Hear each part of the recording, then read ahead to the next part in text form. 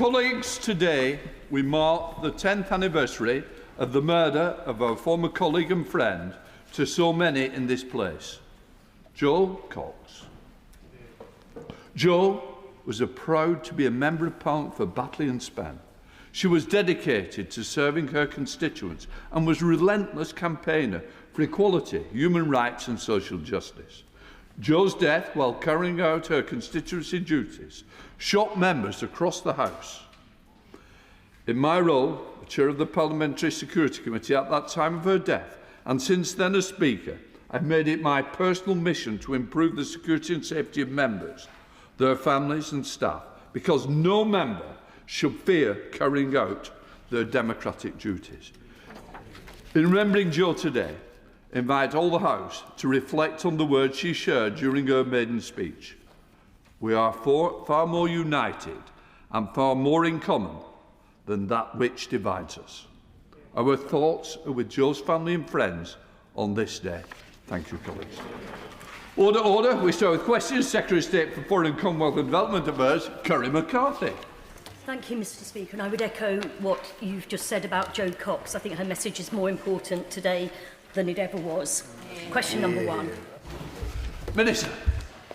Mr. Speaker, may I also echo your words about Jo Cox, our friend and colleague, who we remember in our hearts and who, had she not been so brutally murdered, would have been in this House, and I can almost say for sure been here in Foreign Office questions. Mr. Speaker, rivers originating from the Tibetan Plateau are thought to directly sustain 1.8 billion people, providing drinking water, irrigation and power generation. Through the Himalayan Resilience Action Programme, the UK has supported research into climate and environment risks around the Tibetan Plateau and supported efforts to strengthen climate resilience in the region. The Resilience Action Plan has promoted science-based policy and dialogue across the Hindu Kush Himalaya. For that response, China's actions from environmentally destructive mining to building dams to divert water sources will have consequences far beyond the Tibetan Plateau, as she says, as will the failure to address the impact of climate change on the Third Pole. What steps can the UK take to raise these issues at a global level? And does the Minister agree with me that the voices of Tibetans should be heard in any such talks?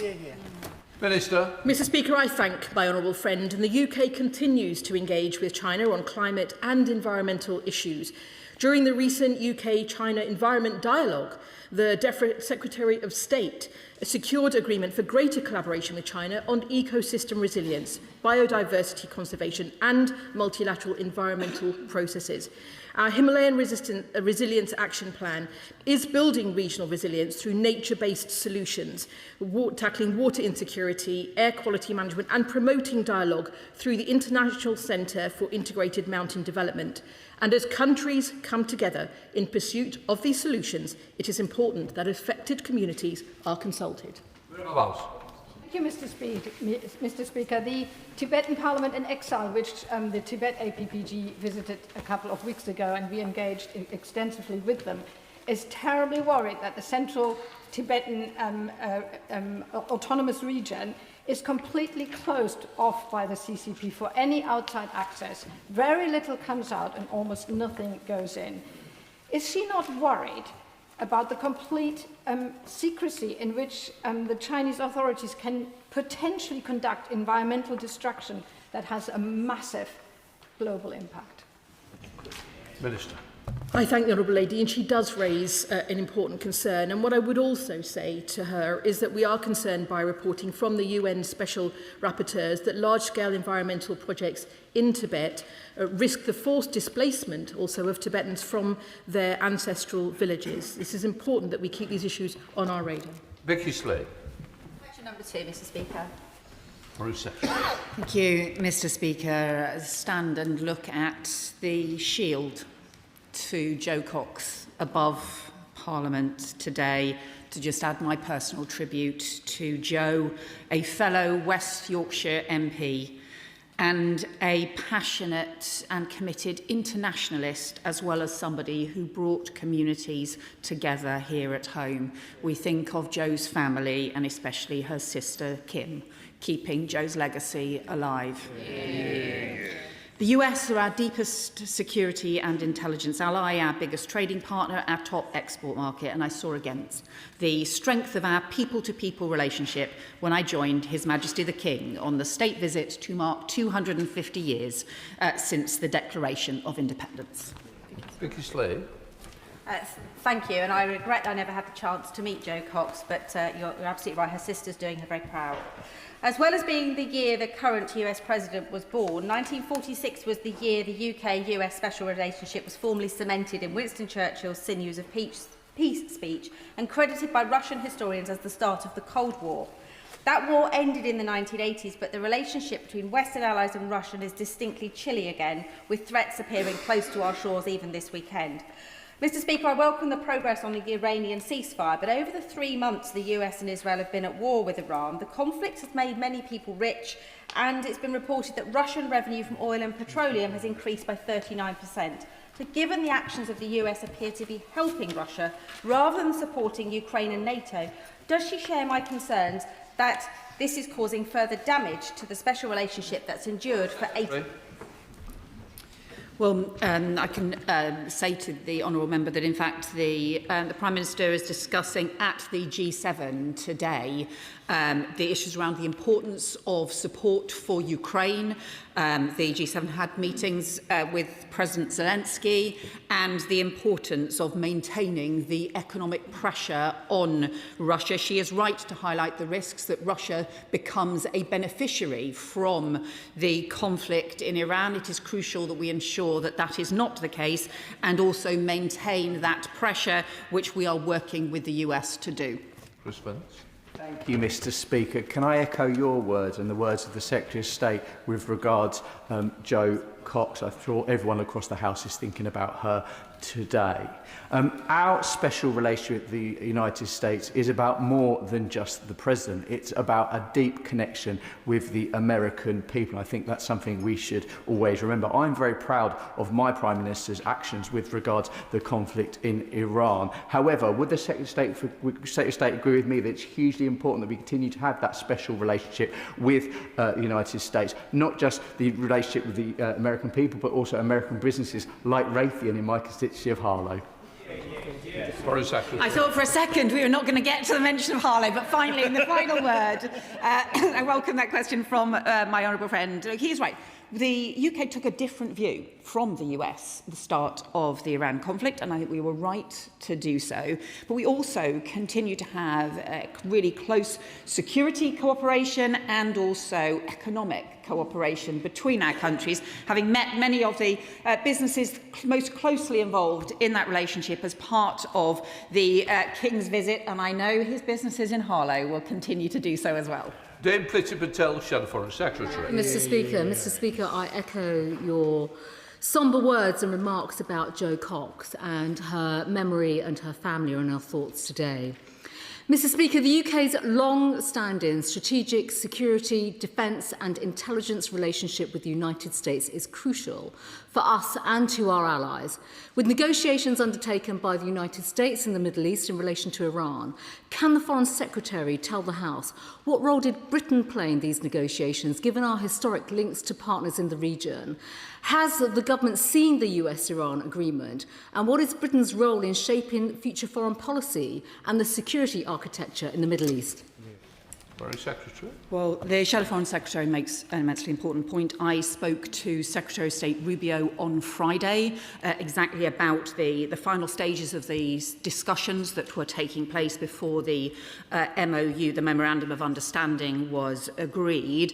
And what is clear is that this is really just the start of many further phases of work and negotiations and discussions, including on nuclear, where we're clear Iran must not ever get a nuclear weapon, and we stand ready to support those detailed and technical talks, and also on the importance of reopening the Strait of Hormuz, where we've been in discussion not just with the US, but clearly with France, who we have been building the maritime mission with, but also with partners in the Gulf as well, so we can ensure that we get freedom of navigation restored as swiftly as possible.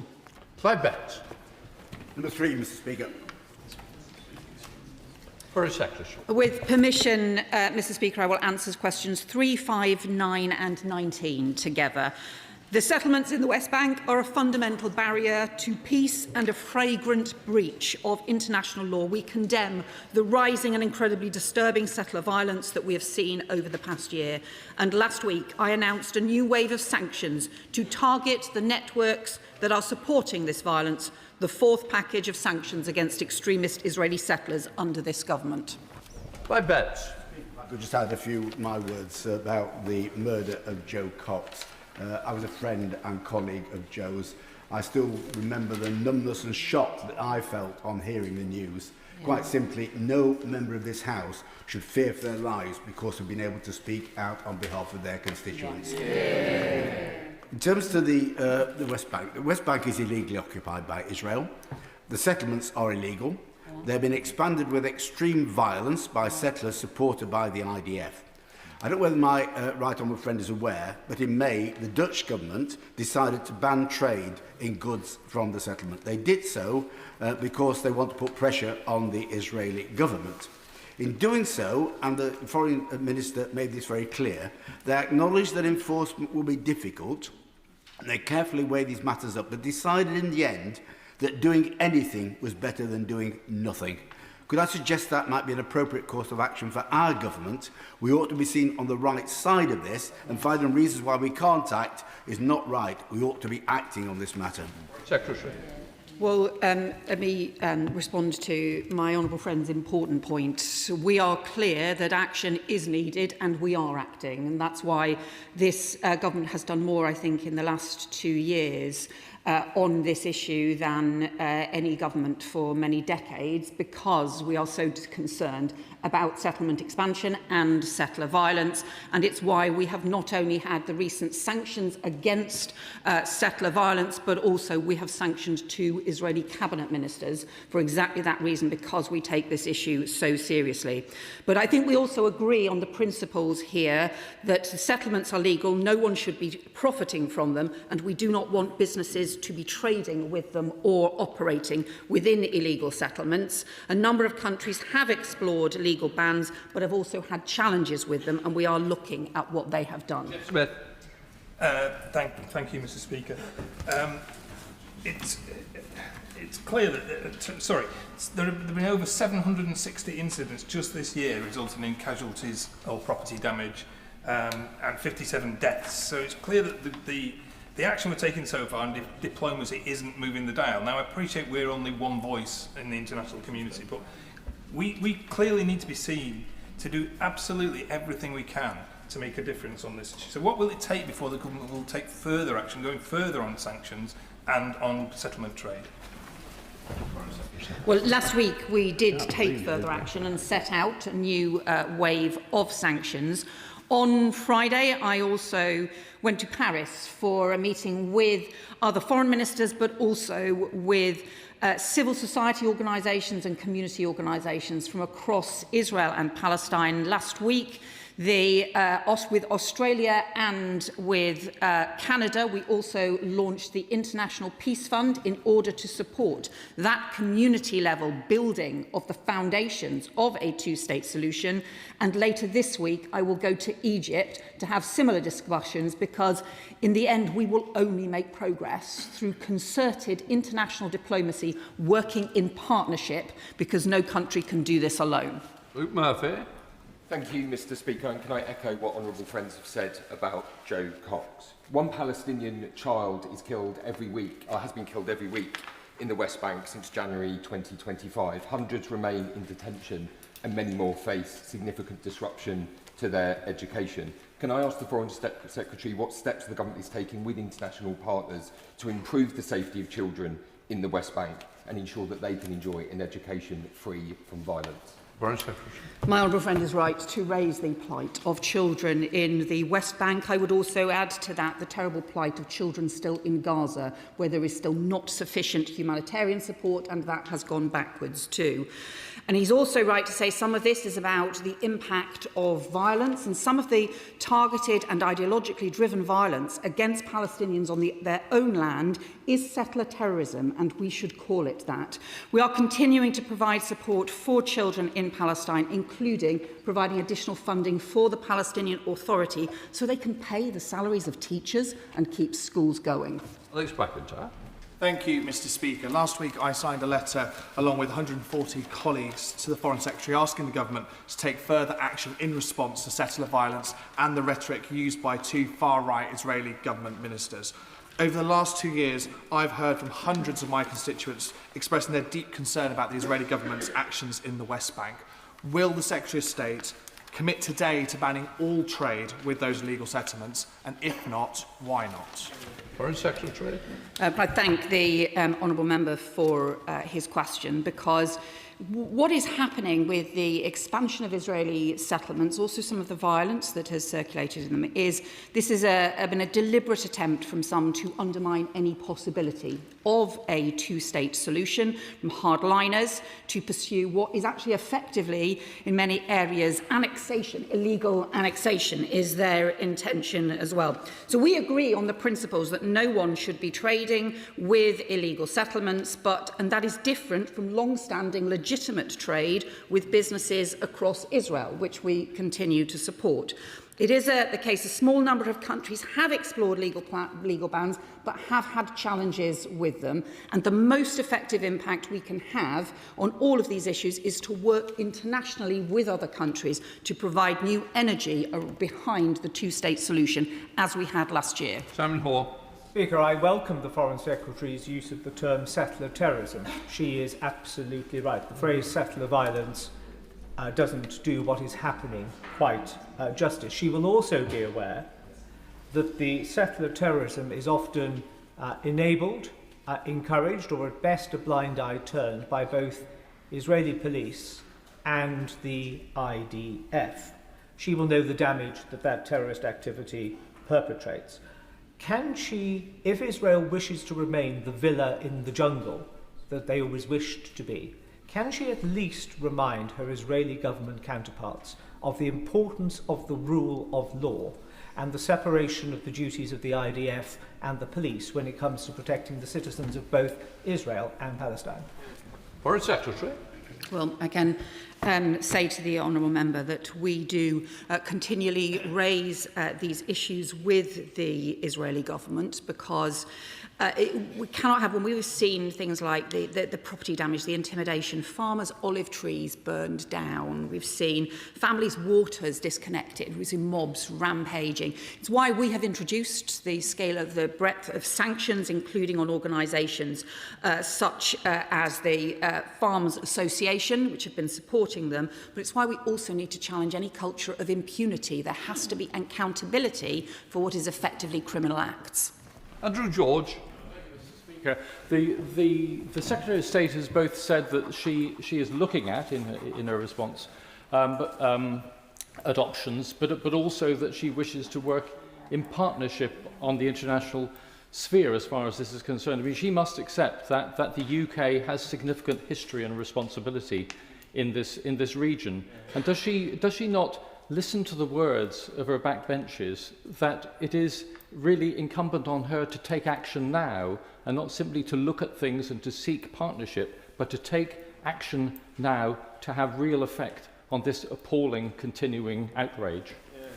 Foreign Secretary. Well, I would just point out to him the action that we have already taken actually has a stronger impact than many of the other measures that he is talking about, and that includes sanctions on individual members of the Israeli cabinet, something that very many other governments have not done, and we encourage other governments to do what we have done. It also includes the work internationally to seek to find new energy behind the two-state solution. That includes the 20-point peace plan in Gaza, but has to include the West Bank as well. And it's why also tomorrow, when I travel to Egypt, I will be meeting with the new Palestinian National Committee to be operating in Gaza as well, because it is that concerted international effort that we need in order to have an impact.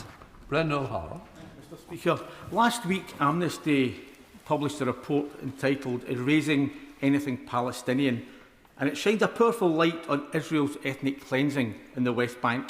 And it makes clear that what's happening is not driven by rogue settlers or a few extremist ministers, but rather it's state-sanctioned and it's state-financed. Yet to date, the UK's response has been largely performative and, unfortunately, fairly inconsequential. So does the government accept that this is indeed state-enabled ethnic cleansing? And if it does, shouldn't it be doing much more to prevent it and to punish the perpetrator? Foreign Secretary.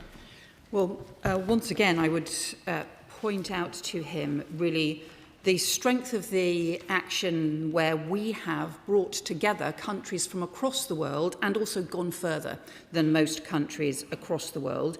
But it is deeply disturbing that what is being driven here is both a level of violence and also a deliberate attempt with the E1 settlements in particular to undermine any possibility of a two-state solution. So that is a long-term thing, and it has been supported by many people across the Israeli government, and that is a deep challenge for everyone. And it is also why we need that international action. What happened in the autumn was we had an international consensus and energy that delivered the 20-point plan for Gaza that nobody expected would be achieved. We need to pull that energy together again. That's why I was in Paris on Friday. That's why I was discussing this with Australia and Canada, as well as European colleagues. And it's why I will go to Egypt, to the Middle East, where the energy on many of these things has come from, in order to try and make progress on that again.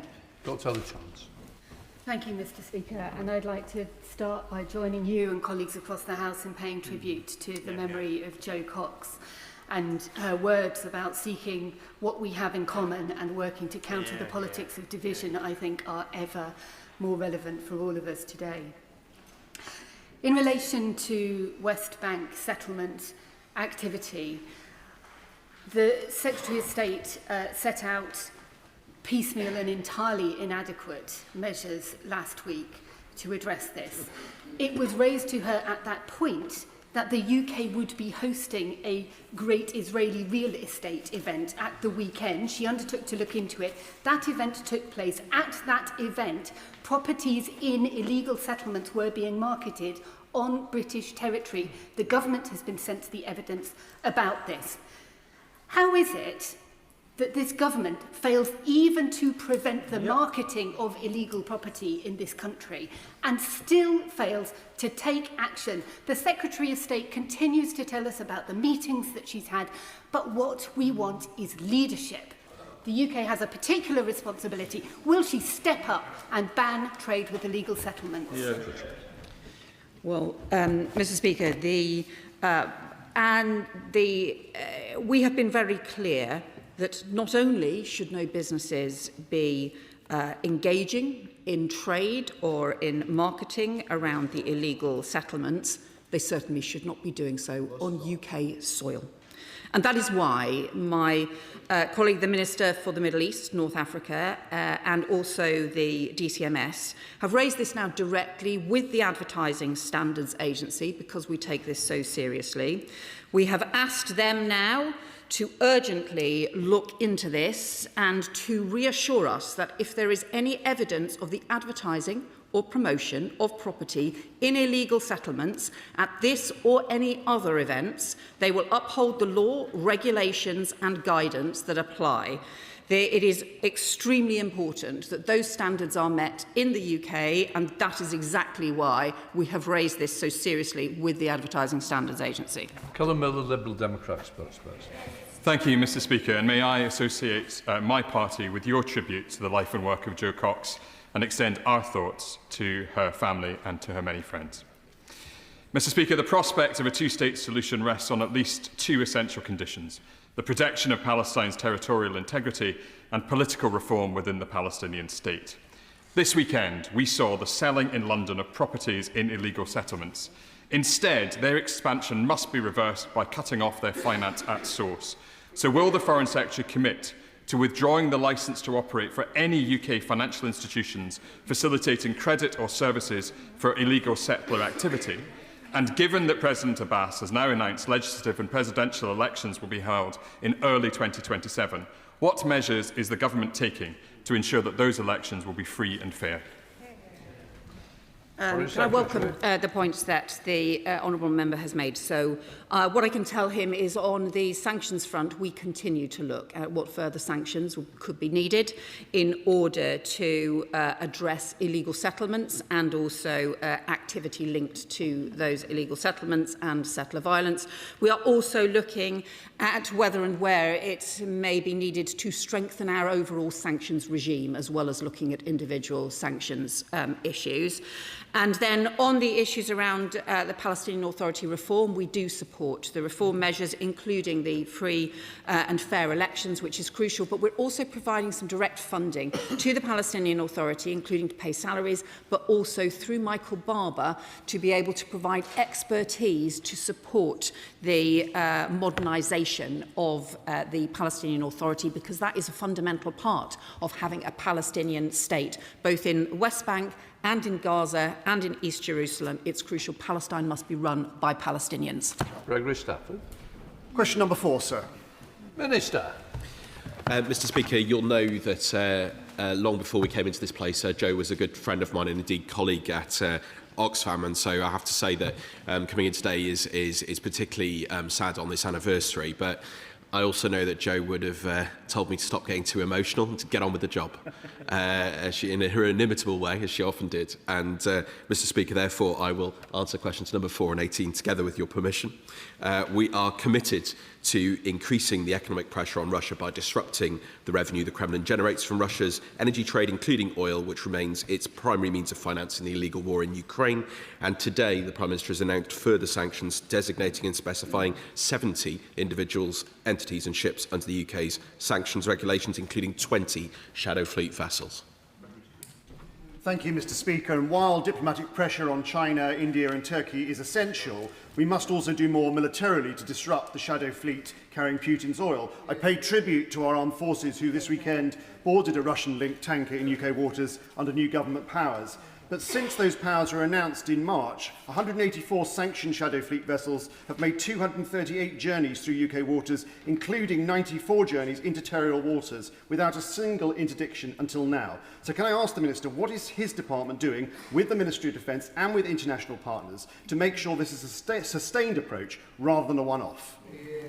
Minister? Well, Mr. Speaker, he'll understand that I'm not going to comment on future operational matters. What I can say, of course, is that we'd also assisted in the interdictions of other vessels, including working with the French, indeed, and with the United States in relation to the Bella 1. What I will say is that we keep Russia's activities under very, very close review. We designate hundreds of vessels under the shadow fleet measures, and we will look at all opportunities to ensure that they cannot evade sanctions. Dr. Danny Chambers. Thank you, Mr. Speaker. About 2 years ago, visited Ukraine taking medical supplies in refurbished ambulances, and we only had to stop twice to fill up with diesel, which made us realise just how close the front line really is to us. It's deeply troubling that the government are now reneging on their full support of Ukraine by pursuing an indefinite waiver on imports of Russian oil via third countries. So can I ask the Foreign Secretary to reverse course on this and close any loopholes putting any money into Putin's war machine? Yes. Well, Mr. Speaker, with respect, the honourable gentleman may have not caught up with developments on that front. Firstly, this was never an indefinite waiver. We said we were keeping it under a 2-weekly review. My honourable friend from DBT made that very, very clear. And yesterday in the debate in this House, and indeed the announcements over the weekend, we set clear end dates for those temporary licences, which were to phase in these measures. Of course, these are new measures. We were never watering down previous sanctions. These are toughening the sanctions on Russia, but with sensible provisions in place to phase them in. Gus Snell. Thank you very much, Mr. Speaker. The Minister will be aware, Mr. Speaker, that the sanctioned oil and indeed gas that is sold by Russia to Turkey and China is often used in companies in those countries to manufacture products, including ceramics, that are then dumped into the UK, distorting our domestic manufacturing base, which is a secondary impact of the profits that are coming from that sanctioned material. So can I ask what evidence the Department shares with the Department of Business and Trade so that they can put in place the trade remedies necessary to protect our domestic manufacturing from the impacts of this illegal trading? Bit of a stretch. Well, he raises an important issue, and I'd certainly be happy to discuss this further with him. Indeed, I'm sure colleagues from the Department of Business and Trade would be happy to as well. Shadow Minister, Mr. Andrew Stone. Thank you very much, Mr. Speaker. We pay tribute to the courage and bravery of our armed forces in boarding and seizing the Russian Shadow Fleet vessel at the weekend. And we also want to place on record that we welcome the further sanctions announced today, including those targeting that Shadow Fleet. We also urge the government to put pressure on those who buy and refine Russian oil, as the freedom of Ukraine depends on cutting off the funds that finance Putin's illegal war. Given the urgency on the battlefields of Ukraine and the inflated revenue Putin has recently had from Russian oil, does the Minister think that the situation can wait until 2027 to bring in the ban on Russian-originated diesel and jet fuel imports? Minister. Well, he asked an important question. As he knows, when I spoke with him yesterday in the committee debate, I made clear that, of course, that's the end date. Of course, we're keeping it under review every 2 weeks and, of course, could end it before then with the appropriate notices in place for industry. But what I will be clear, Mr. Speaker, is our sanctions are having a categorical impact on the Russian economy. They've slashed their economic growth forecasts. We've denied them access collectively with our sanctions to $450 billion worth that could have fueled the war for many, many more years. So our sanctions are having impact, and we will continue to toughen them. Thank you very much, Mr. Speaker. And I think we both agree that this is important, as whilst Putin uses inflated oil prices globally to fund his war machine, our own defence investment plan is in tatters. The now former Defence Secretary's shocking resignation letter, in which he said the Prime Minister was unable and the Chancellor unwilling to provide the funding for the Defence Investment Plan, is absolutely damning. And the very next day, the government astonishingly announced £4.5 billion to paint 10,000 new zebra crossings. And given that the FCDO made a big cut to its own budget to fund defence last year, does the Minister share my anger that other departments are refusing to contribute to keep our country safe? Just got to be careful we're not going very wide of the original question. And I think that is well wide. Rachel Hopkins. Mr. Speaker. Well, thank you, Mr. Speaker. As the Foreign Secretary said in her Locarno speech in December, and as the Chief of SIS reinforced a week later, an industrial-scale attack is being waged every day through social media designed to undermine our democracies and divide our societies. And we know that networks attributed to Russia, including Doppelganger, are flooding social media in countries across the world, not just here, Mr. Speaker, with counterfeit documents, deepfake material, in an attempt to weaken global support for Ukraine. So we are taking tough action on this front with our international partners. Hopkins. Thank you, Mr. Speaker. Every single day there's a tidal wave of disinformation being targeted at social media users in our country and around the world. And if we are in any doubt who is behind that wave of lies and fake images, we only need to see how much of it is designed to undermine the Ukrainian war effort or attack President Zelensky. So would the Minister agree with me that in order to protect the people of Ukraine, we need to take the fight to the sources of this information warfare? Well, I completely agree with her, and that's exactly why, Mr. Speaker, we're taking the action that we have. We have, since October 2024, exposed and sanctioned 96 actors and entities involved in this type of activity, and we've imposed another 56 individuals and entities in May, particularly involved in activity to undermine Ukraine. This included employees of the Social Design Agency and ANO Dialogue. We are constantly looking at these measures and taking action. This is information warfare. The Kremlin is spending billions of dollars on this activity, and we will expose it and take it down. So, Jeremy. Thank you, Mr. Speaker. In 2017, there was appalling ethnic cleansing in Myanmar in which Facebook was used to recruit civilian death squads. Atrocities continue to this day. The UK holds the pen on Myanmar at the UN. Will the Foreign Secretary at UNGA this year hold a high-level meeting to look at this issue and shine a spotlight on the human rights abuses that continue to this day in Myanmar? Minister. Well, I'm sure that my ministerial colleagues with responsibility for the relations in relation to Myanmar would like to follow up with him on that issue. But what I will say is that, of course, the challenge of misinformation, disinformation is not just related to Russia, it's in relation to a whole series of contexts, and of course not just states, Mr. Speaker, it's also non-state actors, including Daesh and other organisations. So we're working very closely with partners to identify and tackle these networks. Dame Emily Thornbury, Chair of the Select Committee. Very much, Mr. Speaker. The political murder of Jo Cox was deeply affecting for many of us, and frankly, none of us should ever recover from it. She was not only brave and principled, she was also funny. And if I ever need to cheer myself up, I simply remember her throwing her little body into the tug of war, the interparliamentary tug of war, and how very funny it was. And she knew it. Given that my committee and Philip Rycroft review have found that the UK is already experiencing Russian disinformation warfare and that our defences to it are worryingly weak, we have both recommended a statutory public-facing national counter-disinformation centre to ensure a coordinated response. The French have done it, the Swedes have done it, the Ukrainians have done it. I wonder if the Minister can hold out hope that Britain someday soon might do it too. Minister. Well, Jo certainly was funny. I remember standing in King Charles Street with her once. She got back from a hiking expedition with lots of climbing ropes in her bag just before coming in to speak to officials in the Foreign Office. So many fun moments with her over the years. But she raises an absolutely crucial point, and I really welcome the work, Mr. Speaker, that she and her committee have done on this issue. We've taken on board their recommendations very seriously. I'll continue that conversation with her. I can't make the promise she's asking for at the moment, but it's certainly something that we're looking very closely at. Richard Ford. Thank you, Mr. Speaker. The Foreign Affairs Committee published at the end of March a report into disinformation diplomacy. We investigated how malign actors are seeking to undermine democracy in the UK from overseas using information manipulation and interference, using such techniques as spoofing, bots, and coordinated inauthentic behaviour.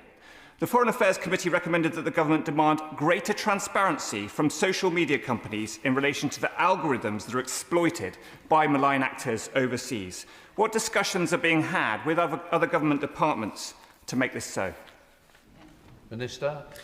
Well, I can assure him that we are very much having discussions with counterparts across government. I'll be meeting, I'm sure, in the next few days with the new Security Minister and the new Minister for the Armed Forces. But I've also been meeting recently with Minister at the Department for Science, Innovation and Technology to discuss these very issues. And I can assure him that we are working very closely together across government on this.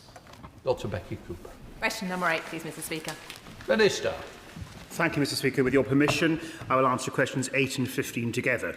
The UK has allocated £26.9 million of UK aid funding to support the response to the current Ebola outbreak within the DRC. This funding will strengthen disease surveillance, rapid response and improve infection prevention and control. We're also working with the WHO and the Africa Centre for Disease Control to help scale up the response and adapt existing programmes. This is a deeply concerning situation, and we will continue to work intensively alongside international partners over the coming weeks to monitor developments and take the necessary action to protect both regional and global health security.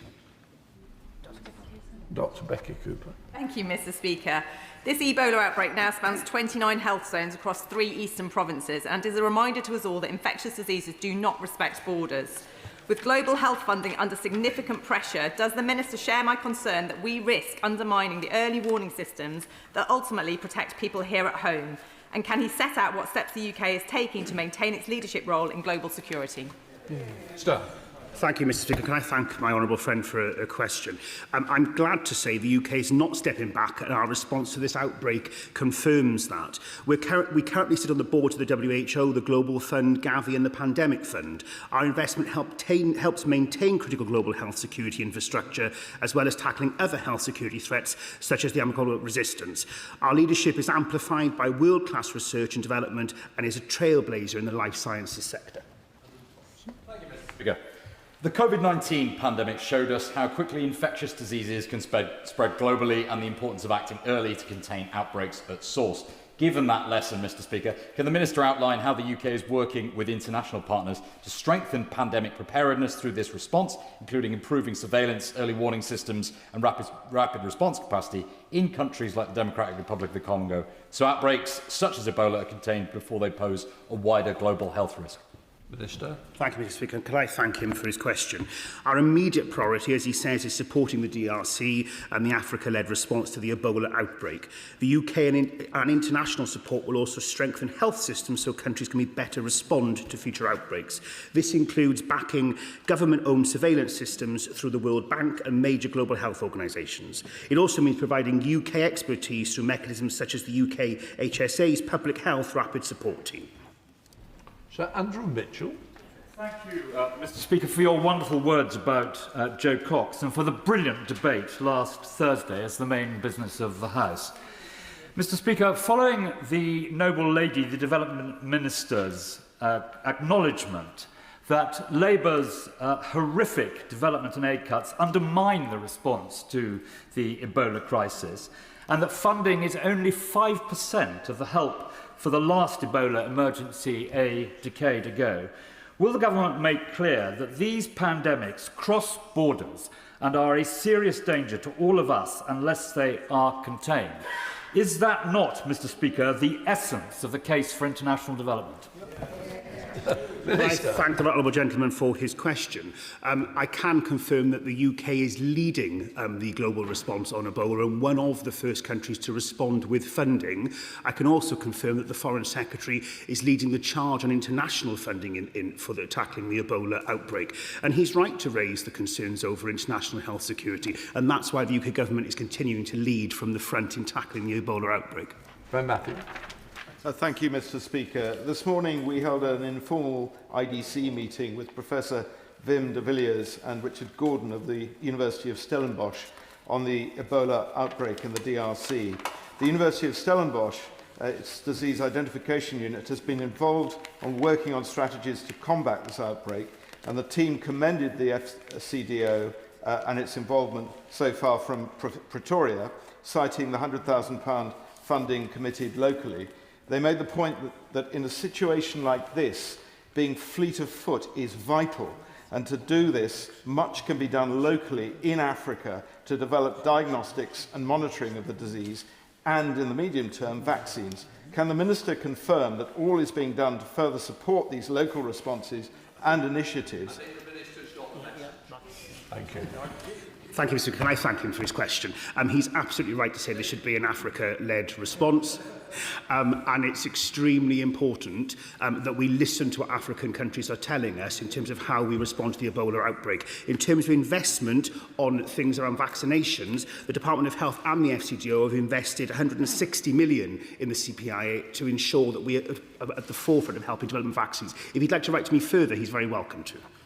There we are. In Labour. Number 10, sir. Foreign Secretary. Thank you. The closure of the Strait of Hormuz has hit the global economy and prices at the pump here at home. No country should be able to hijack the global economy in this way. That is why we welcome the announcement of the Memorandum of Understanding between the US and Iran, and why the UK has been leading diplomatic work across the world to maintain the consensus behind that crucial principle of freedom of navigation and international maritime law without tolls, without restrictions or threat of attack in the Strait of Hormuz. Thank you, Mr. Speaker. They say the devil's in the detail. And while we await the full details of the US-Iran agreement, does the Secretary of State agree that had we followed the calls from those opposite to rush into war, it would only have prolonged the conflict and caused more financial misery to our constituents? And despite the noise, despite the bluster, is it not the case that the only boats the members opposite, through the cheerleading of the US aggression, have stopped are those left anchored between Iran and the Gulf states with oil bound for Britain? And I thank my honourable friend for his question. We did take a very different view on the start of this conflict to the US and Israel, and we were right to do so, and a very different view as well to the party opposite. But we also believe in working internationally to bring this securely to an end, to support the further negotiations now needed, and also, alongside France, to lead efforts to establish a defensive multilateral maritime mission to reassure ensure international shipping and support the mine clearance to support the reopening of the Strait as we move forward. Dr. Andrew Morris. Thank you, Mr. Speaker. Iran has demonstrated that it can close the Strait at will, and it probably will threaten to do so in the future when it wants something. So what can we do with international partners, particularly in the region, to engineer alternative routes that will allow oil and gas and fertiliser to exit the Gulf overland, thus neutralising the Strait? The Honourable Member makes a really important point because I think economic security is something that all countries need to take much more seriously. The UK needs to take more seriously. Gulf countries are certainly taking much more seriously and looking at ways to develop new infrastructure to provide different kinds of supply lines, different opportunities as well. And we are keen to work with them. We have been involved in discussions with them on that. But we also need to ensure that the Strait of Hormuz opens. It is in line with international maritime law to open the Strait fully, no restrictions, no tolls, and keeping it open for all. Liberal Democrat spokesperson Callum Milne. Thank you, Mr. Speaker. The terms of the US-Iran deal that have been briefed to the press look like a huge win for Iran. Above all, Iran has strengthened her position by showing the impact of closing the Strait of Hormuz. This spectacular failure of Trump's foreign policy has made us poorer and less secure. So may I ask the Foreign Secretary, what plans does the UK have to work with reliable allies to now contain Iran's malign influence? And will ministers back the Liberal Democrat amendment to the National Security Bill, which would ensure the IRGC is prescribed without delay? Well, the Honourable Member will know we are taking action to strengthen the legislation around state-backed threats in the UK, and he will know that this is something that I have strongly been involved in and also strongly championed as well. In terms of the international issue, we have to ensure that any attempt to restrict or to put tolls on the Strait of Hormuz can never be agreed to. It has to be a fundamental principle that international shipping should be able to move through an international waterway. It's what we do in the Straits of Dover. It's what needs to happen in the Strait of Hormuz. Anna Dixon. Question 11, Mr. Speaker. Who wants it? Foreign Secretary. Mr. Speaker, can I say that I have made the violence against women and girls a priority for the Foreign Office, and last month I had the privilege of launching the International Coalition to End Violence Against Women and Girls, working with Spain, Australia, South Africa, Brazil, Jamaica, Morocco and Bosnia-Herzegovina, because we know that countries can work together and learn from each other on this crucial issue that affects women worldwide. Thank you. I was moved to hear about Jo Cox's life and the impact she had on women globally through her work in last week's debate. She was a strong advocate for women's rights and for overseas development aid. Can the Secretary of State assure me that recent cuts to aid will not adversely impact projects like those I saw in Zimbabwe last year, which are helping to reduce the incidence of violence against women and girls? Foreign Secretary. I welcome my honourable friend's point because Jo was a tireless champion for women's equality and opportunity here in the UK, but she also carried that with her all around the world to stand up for women's opportunities and to tackle issues internationally as well. My honourable friend makes an important point. We have been clear that as part of the changes to overseas development, we will maintain the priority and strengthen the priority for women and girls so that by 2030 at least 90% of UK bilateral aid will ensure that it supports issues for women and girls. Caroline Velden. Thank you, Mr. Speaker. A UN report from March last year lays bare the evidence of Israel's systematic use of rape and sexual violence in the occupied Palestinian territory. Israeli settlers are committing sexual violence in sight of Israeli forces, according to a recent report by the West Bank Protection Consortium. Given this government's commitment to the safety of women and girls, will the Secretary of State commit to publishing a response to both of these reports? Foreign Secretary. Well, I can tell the honourable member that we are taking immensely seriously issues around the abuse and violence against women and girls in situations of conflict. That also includes looking at issues that have been raised with us, including in the West Bank. It also includes issues that have been raised with us in other parts of the world as well. The UK was responsible for the Women, Peace and Security UN resolution 25 years ago, and we are putting new energy behind that and raising that in every area of conflict. Foreign Secretary Dame Priti Patel. Can the Foreign Secretary tell the House what steps are being undertaken to investigate Daesh fighters who returned to Britain to prosecute them for their crimes, including sexual violence and rape against the Yazidis and others? And given the importance of ensuring there is accountability, reform of institutions to root out exploitation and risk from the UN, charities and even the FCDO, can she tell the House what the government's response is to the suspension of Karim Khan, the ICC, for allegations of sexual misconduct? Foreign Secretary. The Shadow Foreign Secretary will understand I can't comment in detail on individual case, but we do take issues around allegations extremely seriously in any institution. She will understand that. And I can also tell her that we expect to see accountability for crimes of sexual violence, and whether it be around individuals who come to the UK or whether it be around issues across the world, we are also supporting the evidence gathering, including expert evidence gathering, including in areas of conflict, so that there cannot be impunity for crimes against women and girls. Hospitals, John Whitby. Number one, Mr. Speaker, please. Foreign Secretary.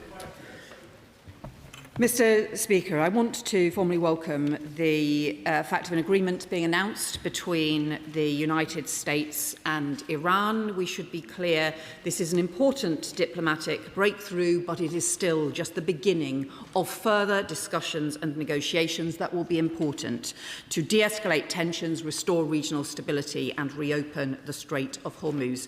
I want to commend the government of Pakistan alongside Qatar and others who supported the mediation. And now there must be full implementation and further work, including the restoration of toll-free freedom of navigation through the Strait, where the UK stands ready to provide support, and also we all stand ready to contribute to vital technical work to ensure that Iran must never have a nuclear weapon and there can be containment that restores regional security. It's also vital that alongside this, the support for that all sides support ceasefire and peace in the Lebanon. We will work tirelessly alongside regional and international partners, including through the G7, the United Nations and our European partners, with sustained UK diplomacy to restore regional security and also support for the global economy. John Whip.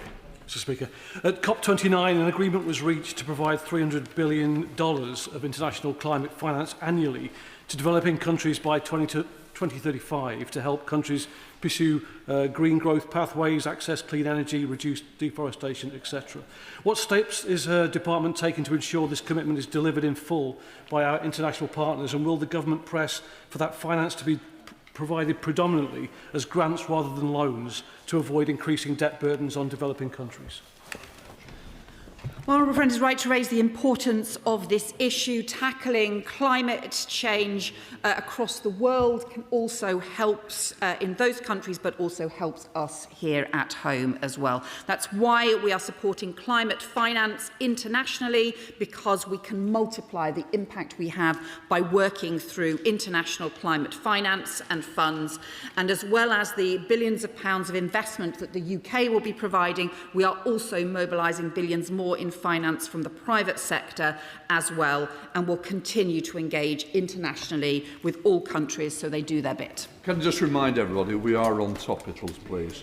Dame Priti Patel, Shadow Foreign Secretary. Speaker, China's human rights record is appalling. So Did the Foreign Secretary know that while she was enjoying the hospitality of the Chinese Communist Party earlier this month, that Chinese slave labour is being used to supply solar panels across UK schools and hospitals to meet Labour's net zero targets? How has the Foreign Secretary allowed this to happen, and does she think it's acceptable for her government to be turning a blind eye to Chinese slave labour and these awful human rights abuses?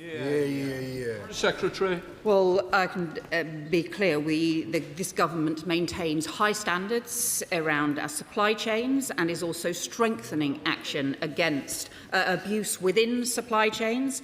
Whilst in China earlier this month, I have raised issues around human rights and issues around security as well. They are our third biggest trading partner and also a permanent member of the Security Council. That's why we also discuss with them global security. And I think she should agree that it would be wrong to simply refuse to talk to China.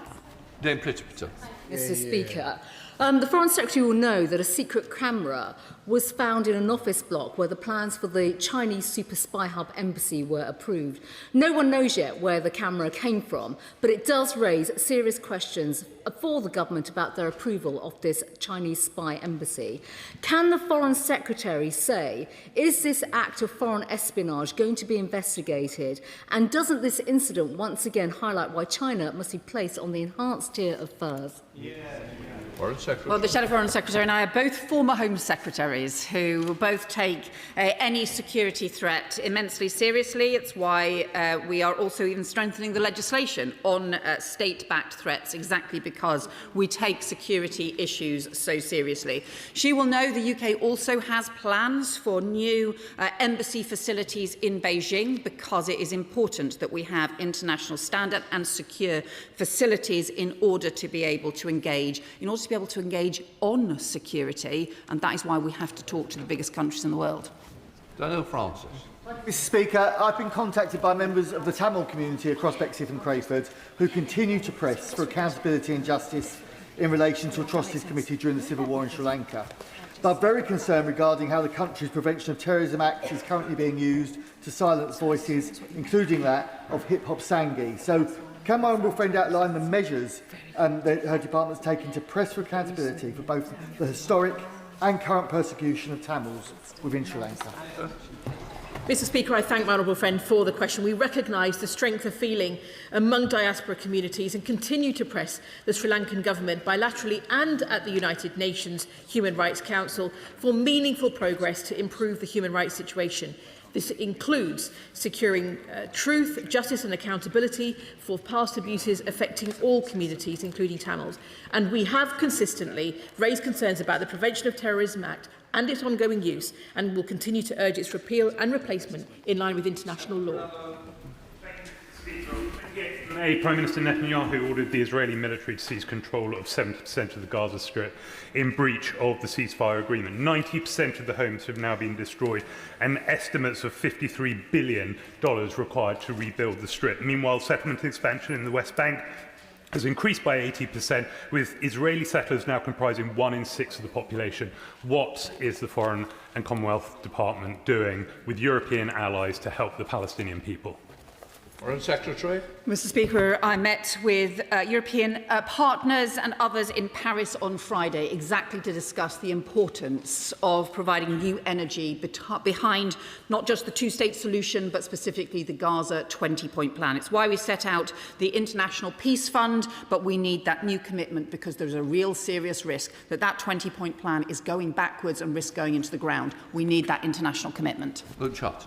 Mr. Speaker, with Anthropic being ordered to suspend access to Fable 5 and Mythos 5 for foreign nationals outside of the US, will the FCDO pursue reliable UK access to frontier AI models as a diplomatic goal? Minister. Mr. Speaker, Anthropic's Fable 5 and Mythos 5 models have been withdrawn worldwide, including in the US, and we respect this as a decision for the US government and are in direct contact with US government officials as this develops. It reinforces the importance of Britain having greater sovereign control over critical technology and maintaining our national capabilities that are important for us and our allies. The AI Security Institute is one of the best resource teams of its kind anywhere in the world. Protecting our national security is central to this government's approach to AI. Jones. Speaker, last month 2 people were convicted of spying on Hong Kong dissidents in the UK on behalf of the Hong Kong government. Alarmingly, one was a UK immigration officer. What is the Minister doing to better protect Hong Kongers in the UK and in Wokingham who are concerned about growing Chinese influence threatening their freedom and safety? Minister. Mr. Speaker, we are very clear that the UK will not tolerate any attempts by foreign states to intimidate, harass or harm individuals or communities in the United Kingdom. That continues to be our position. That's a good morning. Thank you very much, Mr. Speaker. On top of its efforts to interfere in Armenian democracy, Russia is now using economic pressure through arbitrary trade restrictions in an effort to undermine Armenia's strengthening ties with the UK and Europe. What more can we do on a practical level through our strategic partnership and alongside EU allies to support Armenia as it continues to pursue European integration? Well, may I congratulate her on her damehood and also well-deserved, Mr. Speaker, and also for her consistent advocacy in relation to Armenia. I can absolutely assure her we're monitoring that concerning situation regarding Russian economic pressure on Armenia. We're developing our strategic partnership further. I was in fact discussing Armenia with both US and EU counterparts in recent days, and we'll work closely with international partners to ensure Armenia is robust and able to pursue its own future. Wendy Chamberlain. Mr. Speaker, I understand the FCDO sent representatives to Afghanistan to meet with women's organisations a few weeks ago. Can I seek assurances about the safety of those women's organisations going forward and ask for a written statement on the outcomes and context of that meeting? I thank her for her question, Mr. Speaker. We do call on the Taliban to respect the rights of women and girls, including the right to education, and condemn any ongoing restrictions. I will raise with the Middle East Minister, who is travelling, her question and ensure that she gets a full written answer. Edwards. Thank you, Mr. Speaker.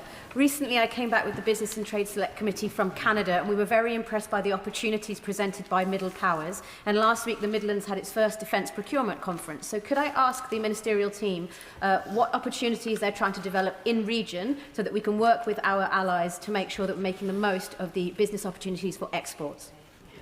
Minister. Mr. Speaker, we are building long-term partnerships between UK regions and our global network to support local growth, including in the West Midlands, and with more ministerial and heads of mission visits across the UK this year.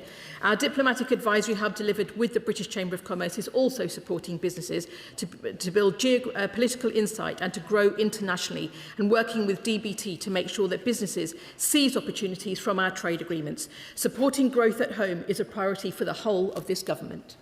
Caroline Bowden. Not here. Afzal Khan. Thank you, Mr. Speaker. The International Court of Justice directed third states to not enter into trade dealings with Israel in the occupied Palestinian territories 2 years ago. The government still has not responded to this. Why? Will the Secretary of State recognise the UK's obligations to the ICJ and comply? Minister. Mr. Speaker, the UK reiterates the call in the ICJ's advisory opinion that Israel should end its occupation of Palestine as rapidly as possible and in line with our goal of a two-state solution. There is a great deal in the advisory opinion with which we agree, that settlements are illegal and that we should distinguish in everything we do between Israel within its 1967 borders and the Palestinian territory occupied since 1967. Bacon. Thank you, Mr. Speaker. I refer the House to my register of interests. Given that the government has previously stated that Hamas must voluntarily disarm in accordance with the 20-point peace plan, and given this is clearly not happening, what is the government's practical strategy to ensure that Hamas is compelled to give up its weapons, cannot rebuild its military capabilities, and does not divert humanitarian aid? Minister. Mr. Speaker, Hamas is a terrorist organisation, and we have been clear that Hamas must decommission its weaponry and must no longer be allowed to pose a threat to Israel's security. The UK is committed to supporting the implementation of the 20-point Gaza peace plan in full, and as part of that transition process set out in phase 2 of the peace plan, we will continue to support those international efforts on a credible plan to achieve those goals. Dame Annalise Stoltz. Thank you, Mr. I recently visited Chad with the APPG for Sudan and South Sudan, and in that connection we'll be registering an interest shortly. Like the Foreign Secretary, I was moved by Chad's willingness to accept 1.3 million refugees, but disturbed by the horrific scale of this crisis. So can I ask whether the Prime Minister is raising the Sudan crisis at the G7, because it must be raised at every international gathering. And is the UK advocating for countries like Chad to be included in international talks? Thank you. Foreign Secretary. Can I welcome my honourable friend, my Rotherham friend, visiting Chad and raising this issue. I can assure her I have already raised this as part of the G7. We had a significant discussion at the G7 foreign ministers. We'll continue to raise this at every level and continue to pursue the possibility of comments around what is happening in Sudan at every level, and G7 communiques as well. Thank you, Mr. Speaker. In Pakistan-occupied Kashmir, the Pakistani security forces have fired on peaceful demonstrators standing for human rights and for the rights to food and proper security in their area. More than 30 people were killed and more than 200 injured, including British nationals. So what action has the Secretary of State taken to actually call in the Pakistani High Commissioner and say not only this is unacceptable, what action is being taken to protect innocent bystanders? Minister. Mr. Speaker, we are concerned about developments in Pakistan-administered Kashmir, and including, as he has outlined, the loss of life and of both security personnel and civilians. We recognise this is an internal matter for the authorities. However, he will know that we have changed our travel advice on the 6th of June to advise against all but essential travel to the AJK region of Pakistan-administered Kashmir due to the ongoing situation. He will also know we continue to closely monitor the situation, including the impact on British nationals engaging with the government of Pakistan as appropriate. Okay. Thank you very much, Mr. Speaker. Next January, the United Kingdom will take the chair of the G20, providing our country a real platform to lead the international conversation and to deliver here at home.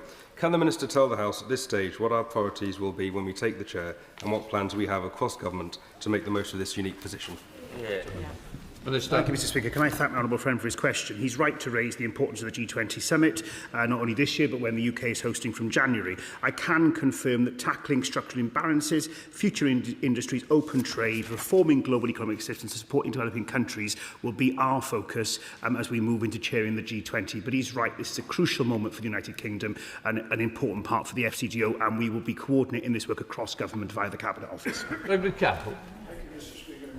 Would the Secretary of State join with me in recommending that people visit the exhibition that colleagues and myself did this morning here in London, the 0629 AM exhibition, which shows examples of what happened on October the 7th, in order that we all may get a more rounded position on information about why there is such a scale of horrendous murder in Israel and the Middle East more generally? Foreign Secretary. Well, Mr. Speaker, we continue to condemn the most horrendous attacks on October 7th. It was an act of the most barbaric terrorism by Hamas, with deep scars for obviously families who lost loved ones, but the huge trauma that was instigated as a result, and was the worst attack on the Jewish people since the Holocaust. We remember with sadness all those who lost their lives. Lord Hatton. Mr. Speaker, every year billions of pounds never make their way to the Treasury coffers because of British tax havens such as the BVI. The upcoming Illicit Finance Summit offers us a real opportunity to tackle tax evasion and dirty money in these havens. Ahead of the summit, does the Minister agree that we must ensure that these havens finally throw open the book and that tackling tax dodging must be top of the agenda?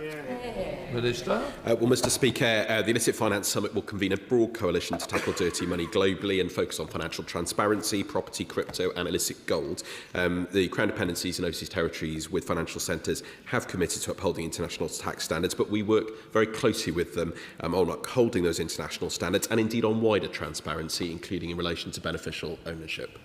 Greg Smith. Thank you, Mr. Speaker. My right honourable friend, the Shadow Foreign Secretary, rightly challenged the government on the use of Chinese slave labour in the manufacture of solar panels. Chinese companies also dominate the mining companies using slave labour to extract cobalt in the DRC. So how much more needs to happen for the government to challenge this evil use of slave labour, particularly by the Chinese state? Minister. Mr Speaker, just following on from the Foreign Secretary's comments, the Honourable Gentleman will know that we stand resolute in the support of human rights around the world, including in supply chains, and that is something that we continue to raise with governments and in the international community at every available opportunity. Thank you very much, Mr Speaker. The incarceration of Jimmy Lai and the persecution of Hong Kongers in the United Kingdom by China is deeply, deeply wrong and disturbing. Can I ask the Secretary of State what action will the UK be taking to make sure that our concerns are heard and action is also taken to protect Hong Kongers living in the United Kingdom?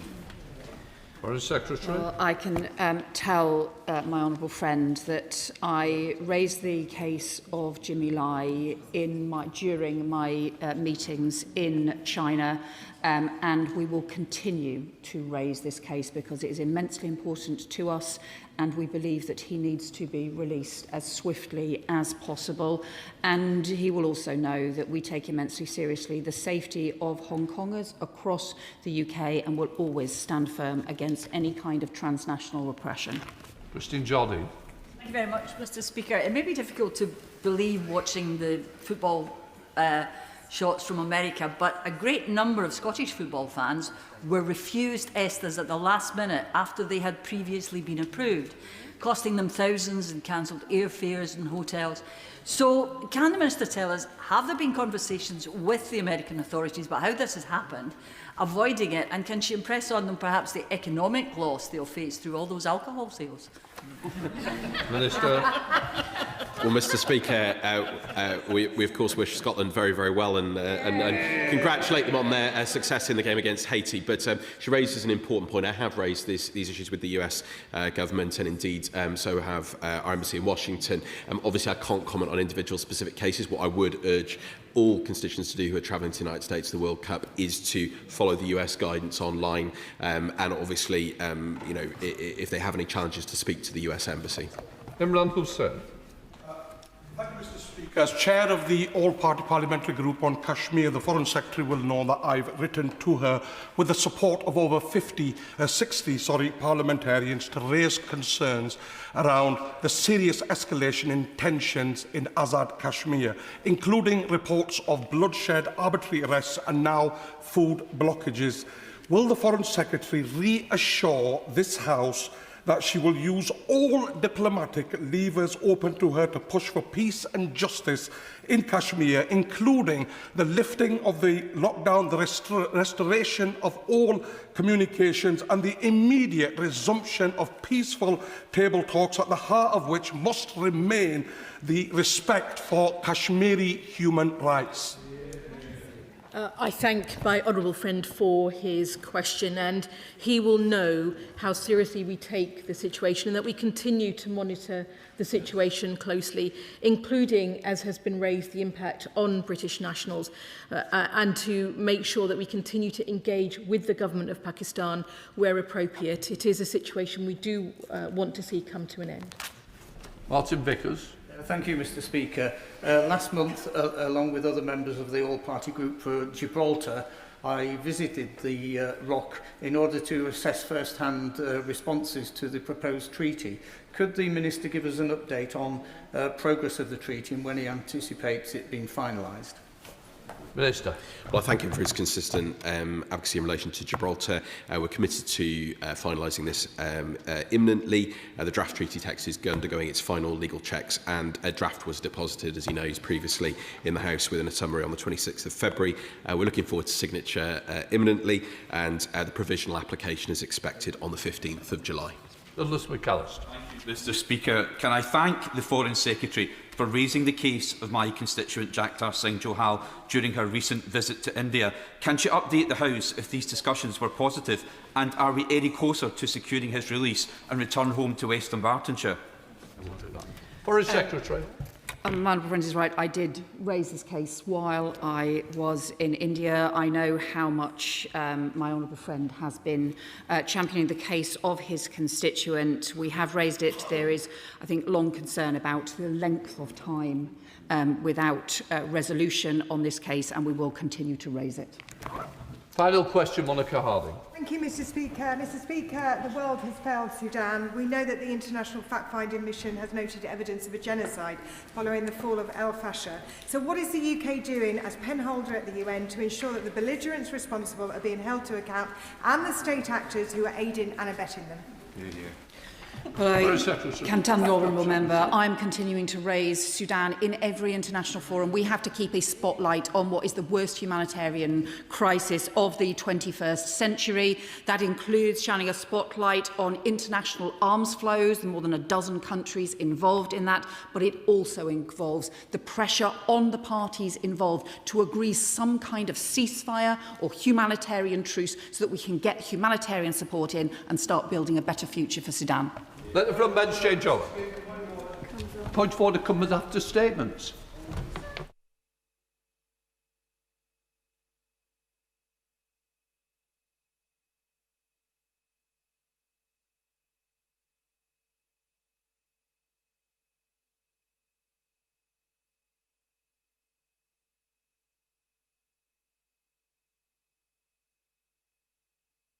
We come to the statement. Secretary of State Emma Reynolds. Thank you, Mr. Speaker. Before I begin, this is a solemn day as we remember our dear friend and colleague Jo Cox, who I got to know when we were living in Brussels in our 20s. I want to take the opportunity to pay tribute to her formidable sister and their family for all the vital work they're doing to honour her memory. Mr. Speaker, I would like to make a statement regarding the position of Thames Water and the proposed recapitalisation package currently under consideration. This government was elected with a clear mandate to clean up our rivers, lakes and seas, having inherited record levels of pollution incidents from water companies. Thames Water has underperformed for 15 years. It has regularly missed performance targets, it has unacceptable levels of serious pollution incidents, and the company is heavily indebted.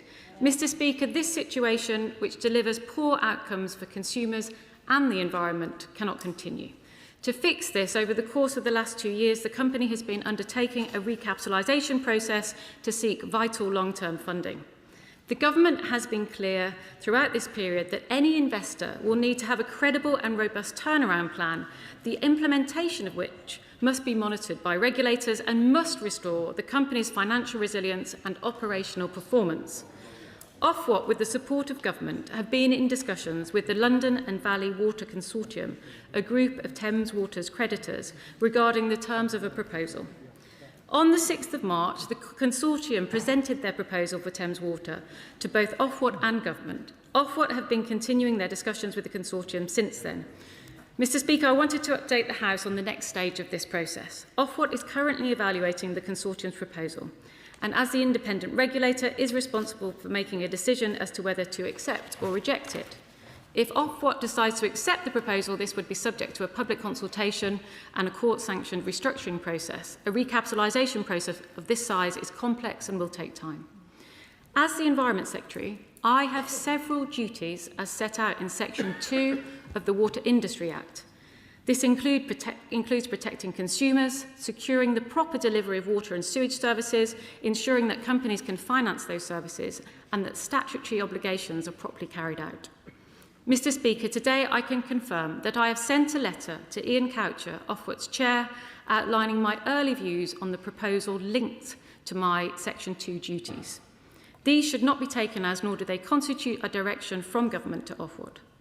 I do not believe, Mr. Speaker, that the current proposal goes far enough to protect customers and the environment.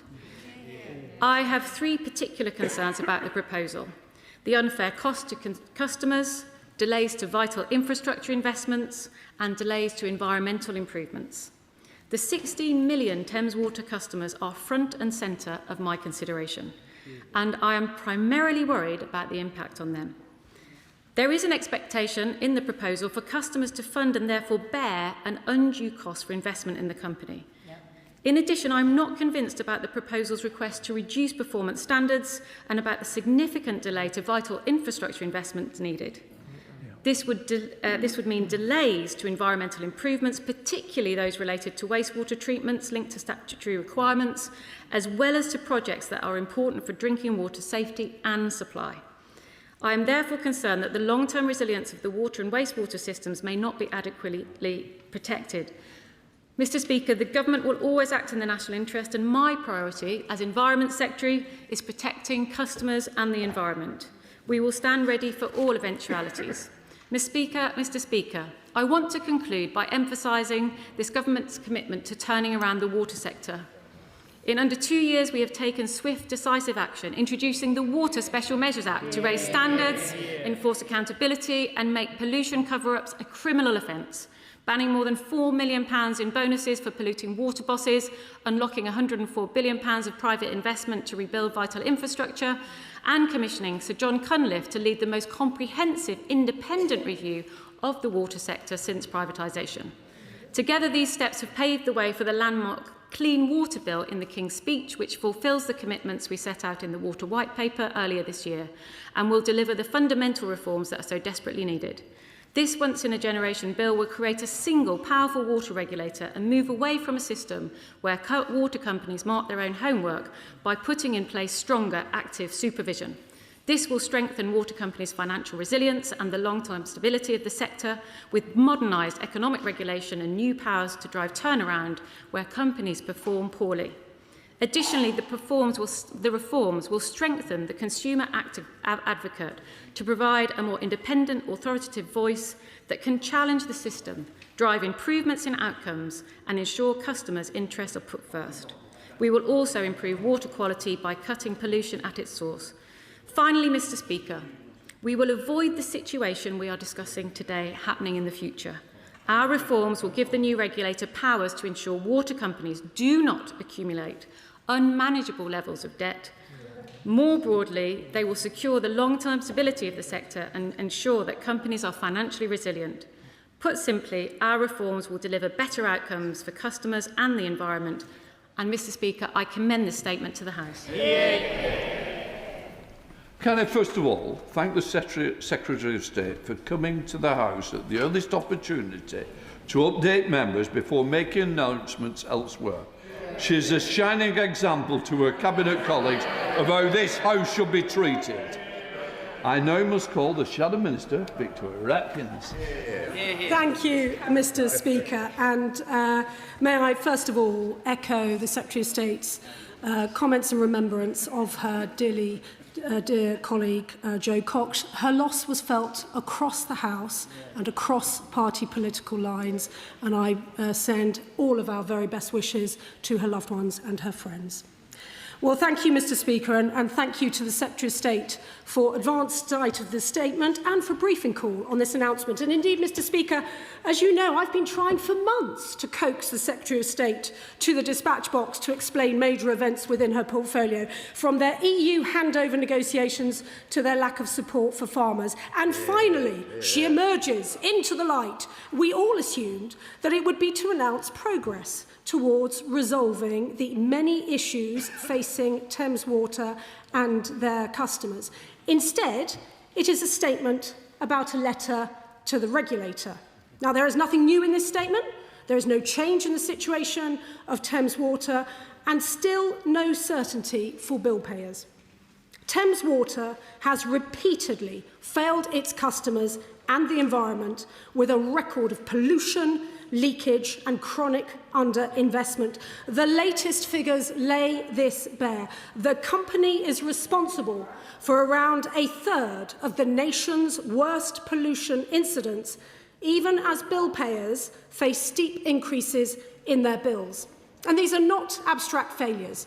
Untreated sewage has been poured into the rivers and chalk streams that local communities cherish, while customers are asked to pay more for less.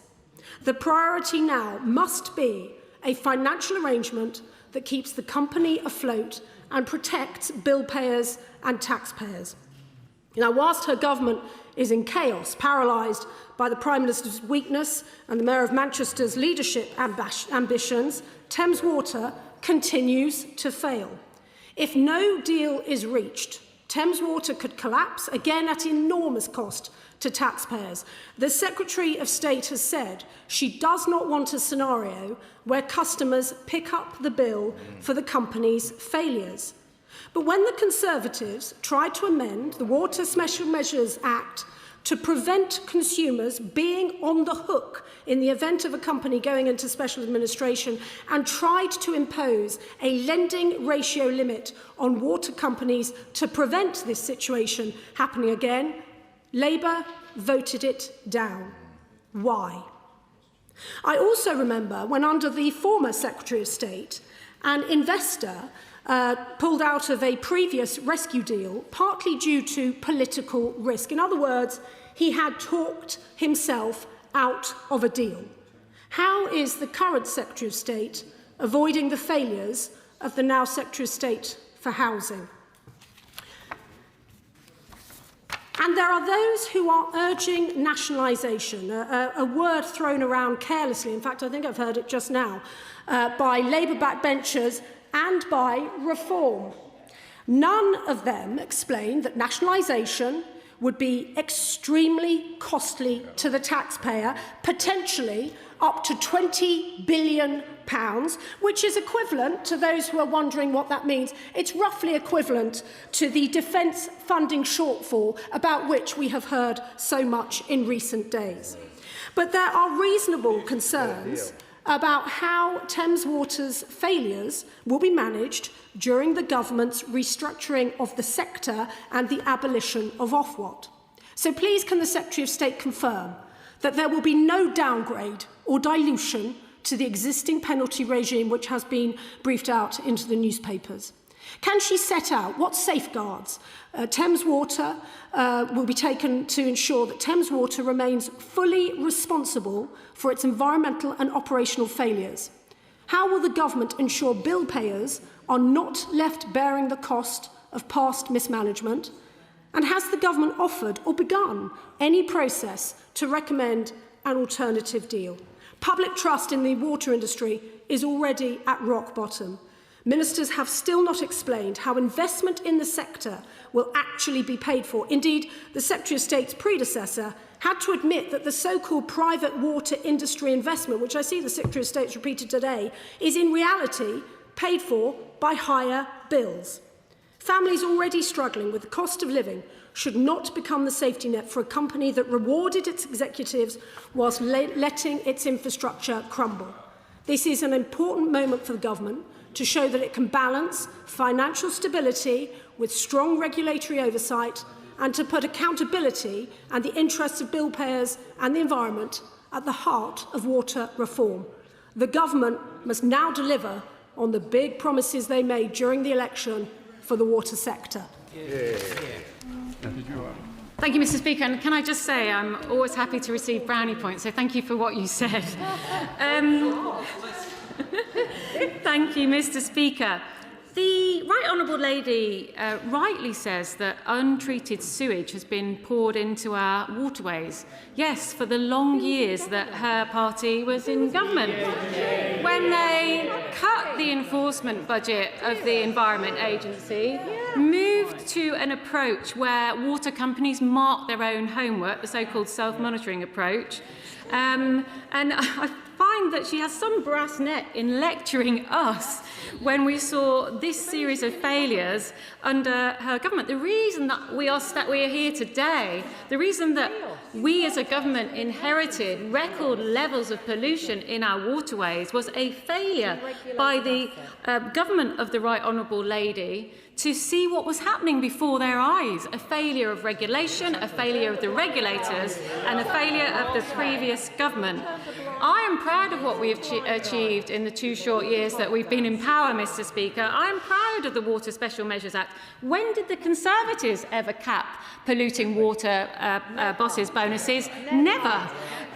She lectures me about amendments to our Act. Our Act did more in less than a year than they did in 14 years to ensure that we had a fairer deal for customers and a better deal for the environment.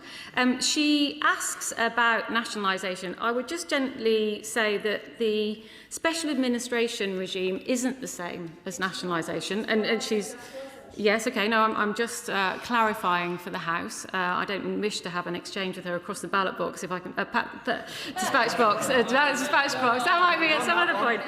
Dispatch box, if I can possibly help it. There is a difference between the two. Nationalisation would be taking, obviously, ownership by the government of the company, but a special administration regime would be the government financing a special administrator appointed by the courts to run the company. She talks about public trust in our water sector being at record lows. Well, all I can say is that we are clearing up their mess. It was under their government that Thames Water was plunged into unmanageable levels of debt. Sorry. Can I just say this, please, just let me hear it as well. We don't need a running commentary all the way through it. I make sure that we're listening to you, Kevin. And I have to say, I'm not surprised that there aren't many backbenchers on her benches, given the terrible record of the Conservatives when they were in power on the water industry. We are taking forward in our Clean Water Bill, which will be introduced later in the session, a once-in-a-generation reform of the water sector that is desperately needed to introduce a powerful single regulator that holds water companies to account. Chair of the Environmental Audit, Toby Perkins. Thank you very much, Mr. Speaker. Thames Water customers are paying the price for the incompetent regulation that allowed Macquarie's to saddle the company with eye-watering debts at the same time that the environmental performance was so disgraceful. And that debt ultimately led to the following shareholders to write the equity value down to zero, and it is those who bought the debt who are now making this proposal. Now, I entirely understand why the Secretary of State would not want customers to receive a service that failed in its environmental responsibilities whilst customers paid higher bills. But what assessment has she made as to whether there actually is a viable business there? We've been told this is the final offer from that company. Is there a viable business there that will deliver a long-term investment within a reasonable cost window for bill payers? And if there is not, then at what point does a public administration become inevitable? Sarah Stone. Thank you, Mr. Speaker. As I set out in my letter to the regulator, Ofwat, I am concerned that the proposal will mean delays in environmental improvements, delays in improvements to water infrastructure, and as he rightly said, the cost and the unfair cost being laid at the door of Thames Water customers. He asks about whether it is a viable business and next steps. I would say to him, this is a stage in the process where I have given my early views on this proposal. It is now for Ofwat to decide what to do next, and we wait to see what happens. Tim Farron, Liberal Democrat spokesperson. Thank you, Mr. Speaker. I'll start off by associating myself very closely with the remarks that the Secretary of State made about Jo Cox. It's an absolute privilege to serve alongside her in this place, and we still miss her very deeply indeed. I'm also very grateful to the Secretary of State for advance sight of the statement and for the very helpful briefing that I had earlier on.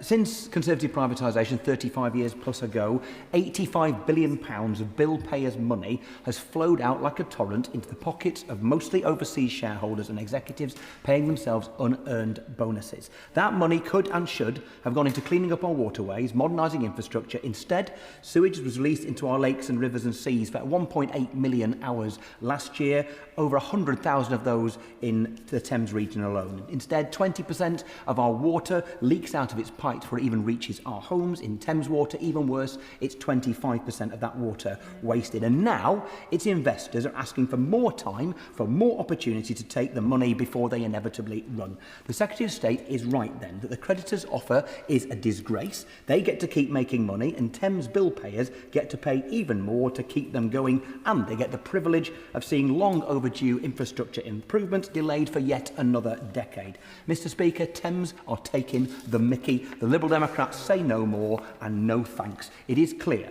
that Thames Water have failed in their basic performance as a water company, and that gives the Secretary of State all the reasons she needs to place Thames into special administration. So why is she not doing that instead? Her letter to Ofwat is, I'm afraid, a sign of dreadful weakness, that she has to beg an equally weak Ofwat to show a resolve that they institutionally lack.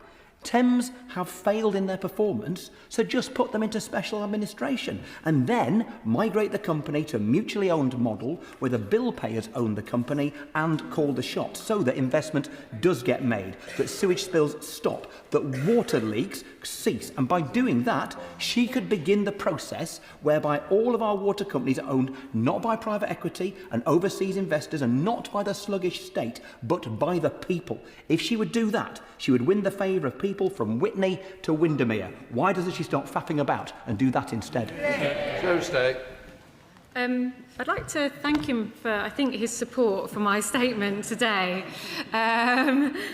Slightly half-hearted. Thank him for what he said about he's right to say that there has been serious pollution incidents in different water companies, but particularly in Thames, and that is something of grave concern to the public and Thames Water's customers in particular. I'd point out to him that on the special administration regime, there are two types of SARs. An insolvency SAR is an insolvency process and is for the company directors to determine. A performance SAR, however, would be triggered if a company is in serious breach of their statutory duties or the company breaches an enforcement order that is so serious that it's inappropriate for the company to retain its licence. The government stands ready for all eventualities, including a SAR. Thank you, Mr. Speaker. Will the Secretary of State confirm that in the event of a special administration regime, any compensation would be based on appropriate value as set out in the case of Lithgow versus the UK, not on regulated capital value as suggested by the Shadow Secretary of State? For Thames, appropriate value would take account of the 23 billion in infrastructure repairs needed to meet condition P of its licence and comply with its statutory obligation, as well as the 13 billion of dividend and debt interest already paid to creditors, and therefore appropriate value would be nil. The Secretary of State said Ofwat is responsible to take the decision to modify the licence. I urge her to read subsection 7 of 12A of the Water Industry Act. She has the power to overrule. I thank him for his question. I think there are a number of questions there. As I've said, there is a difference, obviously, between a special administration regime and nationalisation. He talks about regulatory capital value. He is right to suggest that the price of any company is a complicated matter. But obviously, a special administration regime, the state would look to recoup the investment that it's made on SAR exit, if that was what happened. But in nationalisation, it would be a different matter. Louis French. Thank you, Mr. Speaker. What assurances can the government give today to my constituents across Bexley that the £88 million of investment currently underway in our community to secure our fresh drinking water supply for the next 50 years is not derailed by this announcement by the government, which adds to further uncertainty for Thames Water and its customers? Well, Mr. Speaker, I think it is right that both the regulator and the government hold Thames Water to account. And I find his question slightly bizarre. I would say to him I would reassure constituents of his and other customers of Thames Water that we as a government will always ensure continuity of service. But I make no apology for making sure that customers are front and centre of my consideration of this proposal. Thank you, Mr. Speaker. Can I thank the Minister for her statement? Thames Water are by far the worst for sewage spills, pollution incidents, flooding across overloaded sewer systems, customer complaints, regulatory penalties, the list goes on. A robust, proactive regulator is a step in the right direction, but is it not the case that a company so bad should be taken over by putting Thames Water into special measures so it can start over again and work in favour of residents rather than the shareholders as an example to others that enough is enough? Mr. Speaker, my honourable friend is right to say that Thames Water has a terrible record going back quite some years, as I said in my statement, 15 years at least, and he's right to say that sewage spills in the Thames Water area are completely unacceptable. As I said, the government stands ready for all eventualities, including a special administration regime. Bob Black. Thank you, Mr. Speaker. The Secretary of State is absolutely right to put customers at the forefront here. The problem is, in her statement, she says all of this is going to take rather a long time to do and to unwind. And at the moment, the uncertainty is the real concern for customers, particularly if they're going to be charged extra money on their bills. She has given, obviously, a letter to Ofwat. What changes specifically does she want to see in the deal to encourage her to give her agreement to the deal so that we can actually move forward on this rather than have uncertainty? Well, Secretary of State. Quite simply, I don't want customers to pick up the bill for the repeated failures that we've seen by Thames Water. I hear his concerns about uncertainty. I would like to see this situation resolved. Thank you very much, Mr. Speaker. If you Google Caledonian Road in my constituency, you'd think it was a river, but it isn't. In the last decade, Thames Water has delivered to Islington 7 major floods. Since privatisation, Thames Water has delivered to shareholders £7 billion. Last year, Thames Water delivered to my constituents 31% increase in the water rates. Residents are fed up, businesses are fed up, I'm fed up, I'm sure the government is fed up. How much more do we have to take before Thames Water is finally given the boot? I thank my right honourable friend for her question. She is absolutely right to emphasise the appalling record of Thames Water and the impact that it's having not just on her constituents but on the businesses in her constituency. As I said, there's 2 different options for a special administration regime and we remain open to all eventualities. Thank you, Mr. Speaker. 10 months ago, the government appointed FTI Consulting to advise it on taking Thames Water into special administration. Can she update the House the outputs of that work and how much it has cost to date? I thank him for his question. We have appointed FTI Consulting in the event that there is a special administration regime. That's the right thing to do in order to prepare for that eventuality and have that contingency in place. I haven't got the figure at my disposal, I'm afraid. Thank you, Mr. Speaker. And the Secretary of State is absolutely right when she says that Thames Water has let down my constituents and Londoners more broadly, with years of chronic underinvestment while paying record levels of bonuses and dividends. I recently visited my local sewage works and saw proposed improvements to increase storm surge capacity on site and improve the filtration levels to clean up our waterways. Will the Secretary of State assure me and my constituents that these much needed improvements which are planned will not be further delayed with ongoing institutional uncertainty about the future of Thames Water, so we can finally turn the page on 14 years of Tory neglect of our waterways? I thank him for his answer, and I absolutely want to turn the page on the failures that we've seen of this company to his constituents and others in the chamber. I would say to him, thanks to our legislation, that he voted for the Water Special Measures Act. Polluting water companies do not now receive bonuses. He's right to suggest that we need to resolve this situation and make sure that those improvements he talked about, which is why I have put forward my early concerns about this proposal, is I don't want to see such significant delays to those sorts of improvements. Sir Julian. It's tempting to say that there's a particularly bad smell about this company, but that would be a statement of the obvious. I have a feeling, though I'm not normally a friend of nationalisation, that this company is on a one-way journey to bankruptcy. If that point ever arises, am I right in presuming that there would be no question of compensation to shareholders for a bankrupt company that eventually had to be taken over by the state? Thank him for his question. The company remains solvent, but if it were to become insolvent, it would be for the directors to apply to the court for an insolvency special administration regime, and then those questions would be on the table. West. Thank you very much, Mr. Speaker. What reassurances can the Secretary of State provide about basic customer services around, for example, Turnpike Lane Tube Station in my constituency closed since last August because Transport for London cannot reopen it due to the leaks and the problems which Thames Water is far too incompetent to fix. Will today's statement lead to better customer service? I'm really sorry to hear about the circumstance in her constituency, and I'm happy to raise that with the regulator. We need to get that fixed as soon as possible. Leila Moran.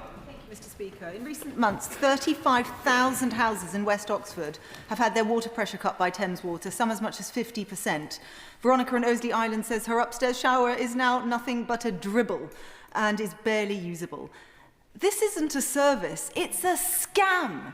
And it's my constituents who are having to foot the bill for this service. Their bills were put up last year. So could the Secretary of State explain to them, what are we waiting for? Why can't we just let this failed company fail and start again?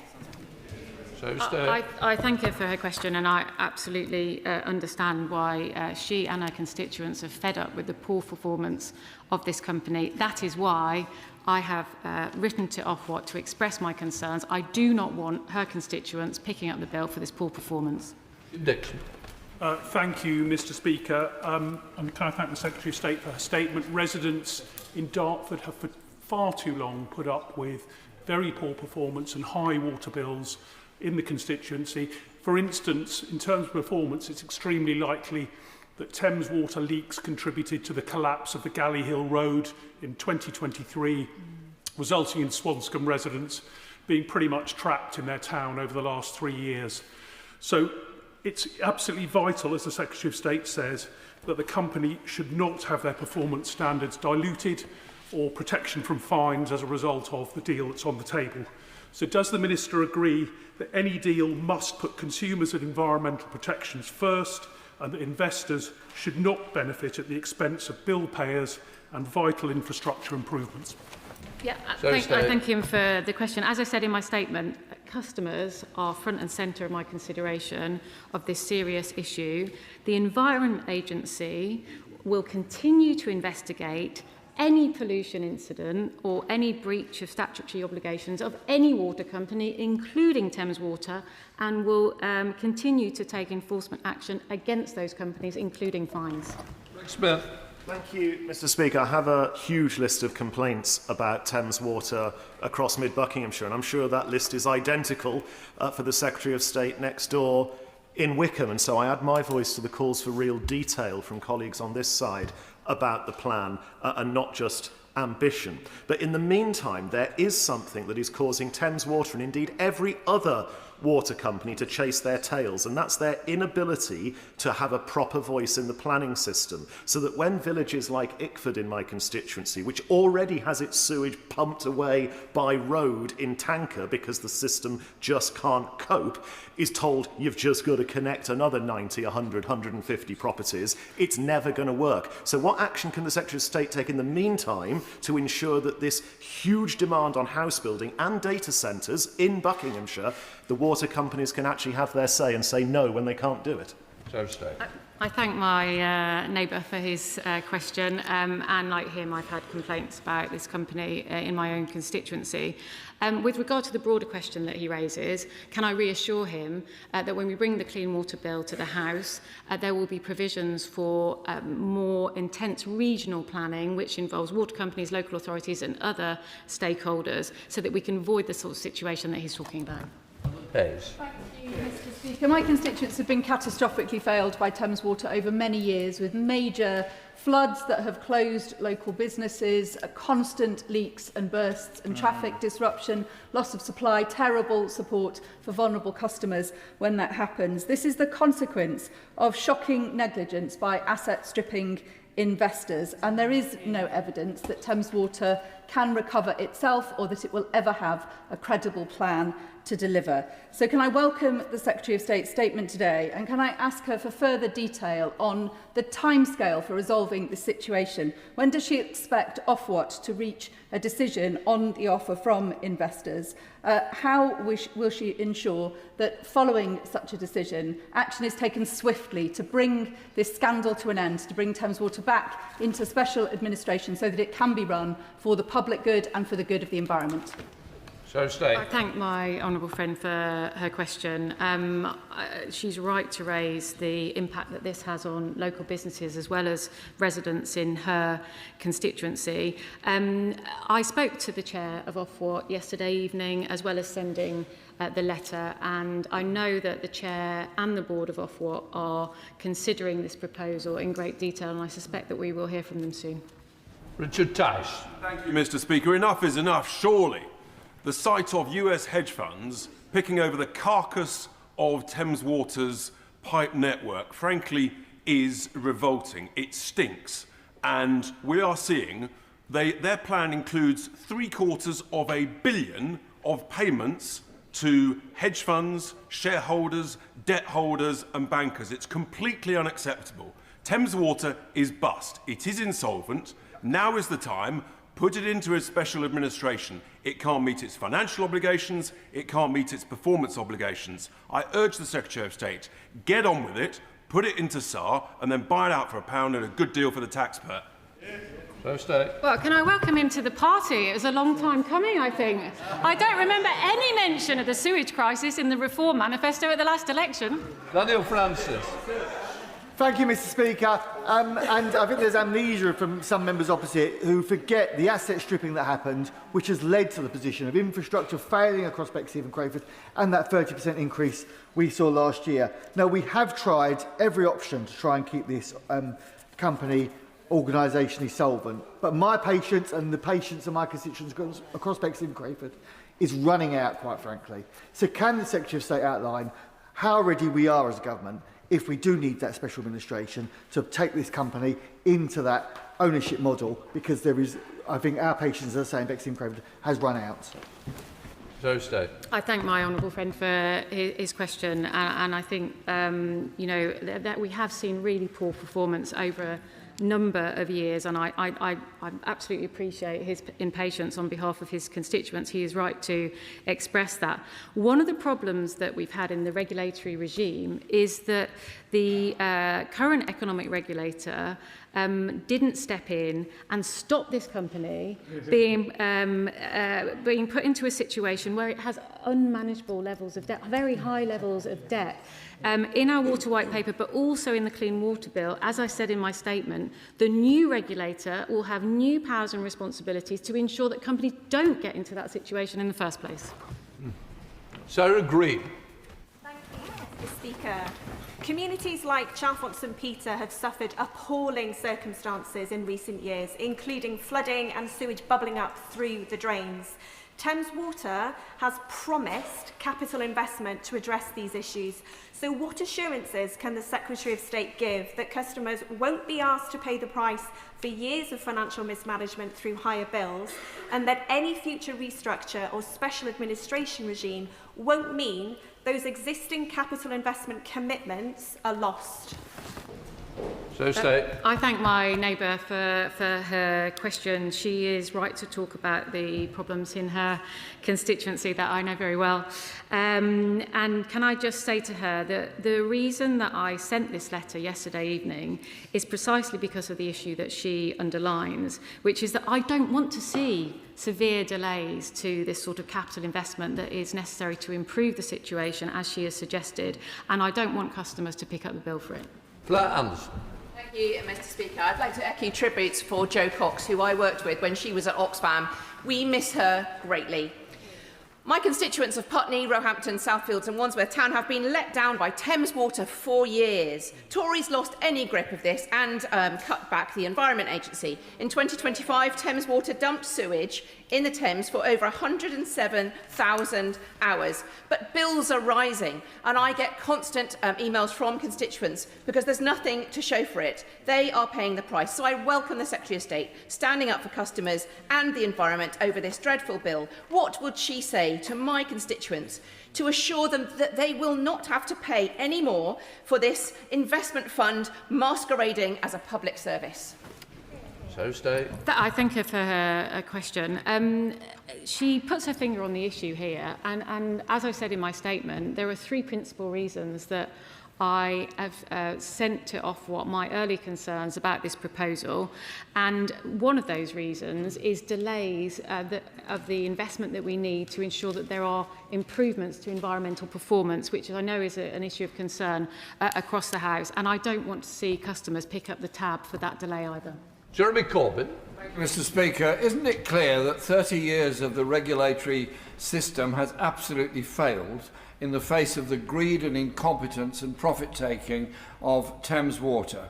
And surely to goodness it is time that Thames Water stopped being allowed to continue with this disastrous policy, was brought into public ownership, and a public ownership with a difference that includes local authorities, local communities, the workforce rather than the directors who do know something about water delivery, so we can have efficient supply, an end to the flooding that happens in my constituency and others, and the abominable pollution of the Thames and the seas all around this country caused by the greed of the directors of Thames Water. So stay. I don't always agree with the right honourable gentleman, but can I say on this issue that I agree with him that there's been real regulatory failure here. There's been a failure of the regulators, a failure of the regulation itself, the Conservative decision to cut the enforcement budget of the Environment Agency, a shift towards self-monitoring, which essentially was water companies monitoring their own homework. It's basically like telling Ofsted not to visit any schools. I mean, that was the equivalent of the regime that we saw under the Conservatives. And he's right to say that customers and the environment need to be at the heart of the solution to this. Thank you, Mr. Speaker. We all have these examples of Thames Water letting our residents down. Just last week I heard from one of my farmers who's had Thames Water discharging raw sewage into the ditch next to his fields. It's flooded his fields and contaminated the land, and it's no longer in use. So I welcome the progress from the Secretary of State, but as she acknowledges, more may well be needed. If so, can she reassure my constituents that she will always put the interests of consumers, the environment and also public health first ahead of the interests of investors? Absolutely, I couldn't agree with her more. As I said in my statement, customers are front and centre of my consideration of this issue, and you know, it's completely unacceptable that farmers are also suffering the consequences of the raw sewage crisis that we've got in our country, and they shouldn't be having their land contaminated. That is their livelihood, and it takes a great deal of work and cost in order to decontaminate that land. Dr. Ben Spencer. Thank you, Mr. Speaker. Will she guarantee that no taxpayer money will be used to bail out Thames Water or its shareholders? Minister. Well, we have to see. So I have sent a letter to express my early concerns about this situation, and we remain, as a government, open to all eventualities. If there was a special administration regime, which I know some people are calling for, then obviously the government would be financing a special administrator to run this company. That would have to happen because we would have to have continuity of service. If he doesn't want that to happen, he has to suggest an alternative.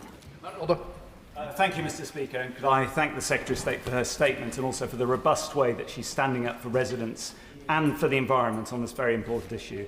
My constituents are appalled by the sewage pollution in the River Thames, and they are also appalled by the poor quality of customer service offered by Thames Water. We've had numerous breaks in supply, other issues. We had an issue with subsidence, which closed the road in Reading as well. So can she tell me more about the process that we follow by Ofwat and the action she'll take through the Clean Water Bill?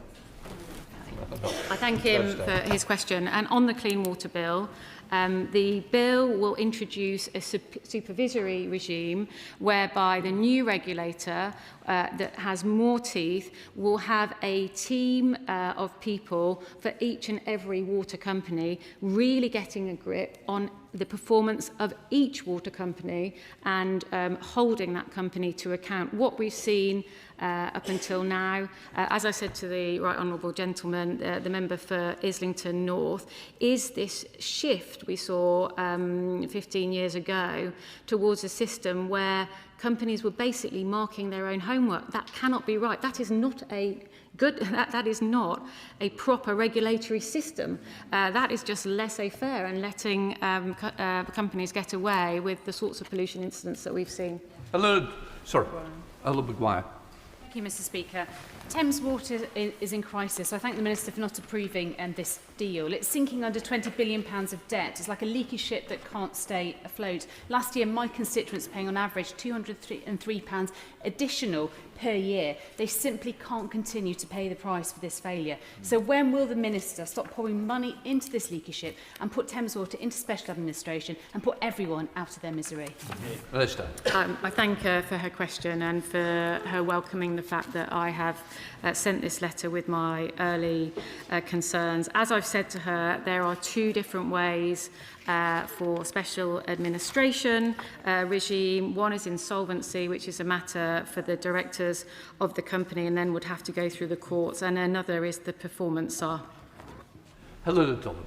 Mr. Speaker, Thames Water is clearly failing its customers and the environment, and I want to thank the government for the action that they've taken this week to be very clear to Thames Water that they will not be allowed off the hook for fines, they will not be allowed off the hook for performance targets, and they must not be allowed to mark their own homework. I wanted to probe her on one specific aspect of their failure.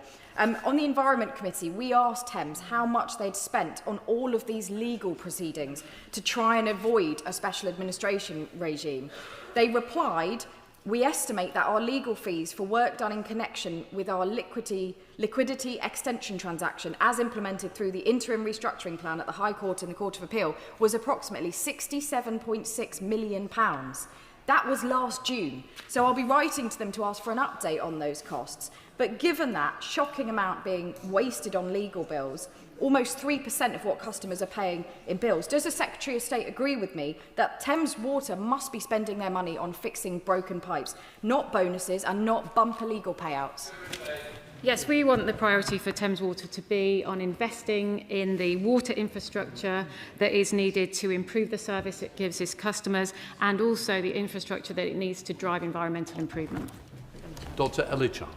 Thank you, Mr. Speaker. As the Secretary of State has pointed out, Thames Water has 16 million customers.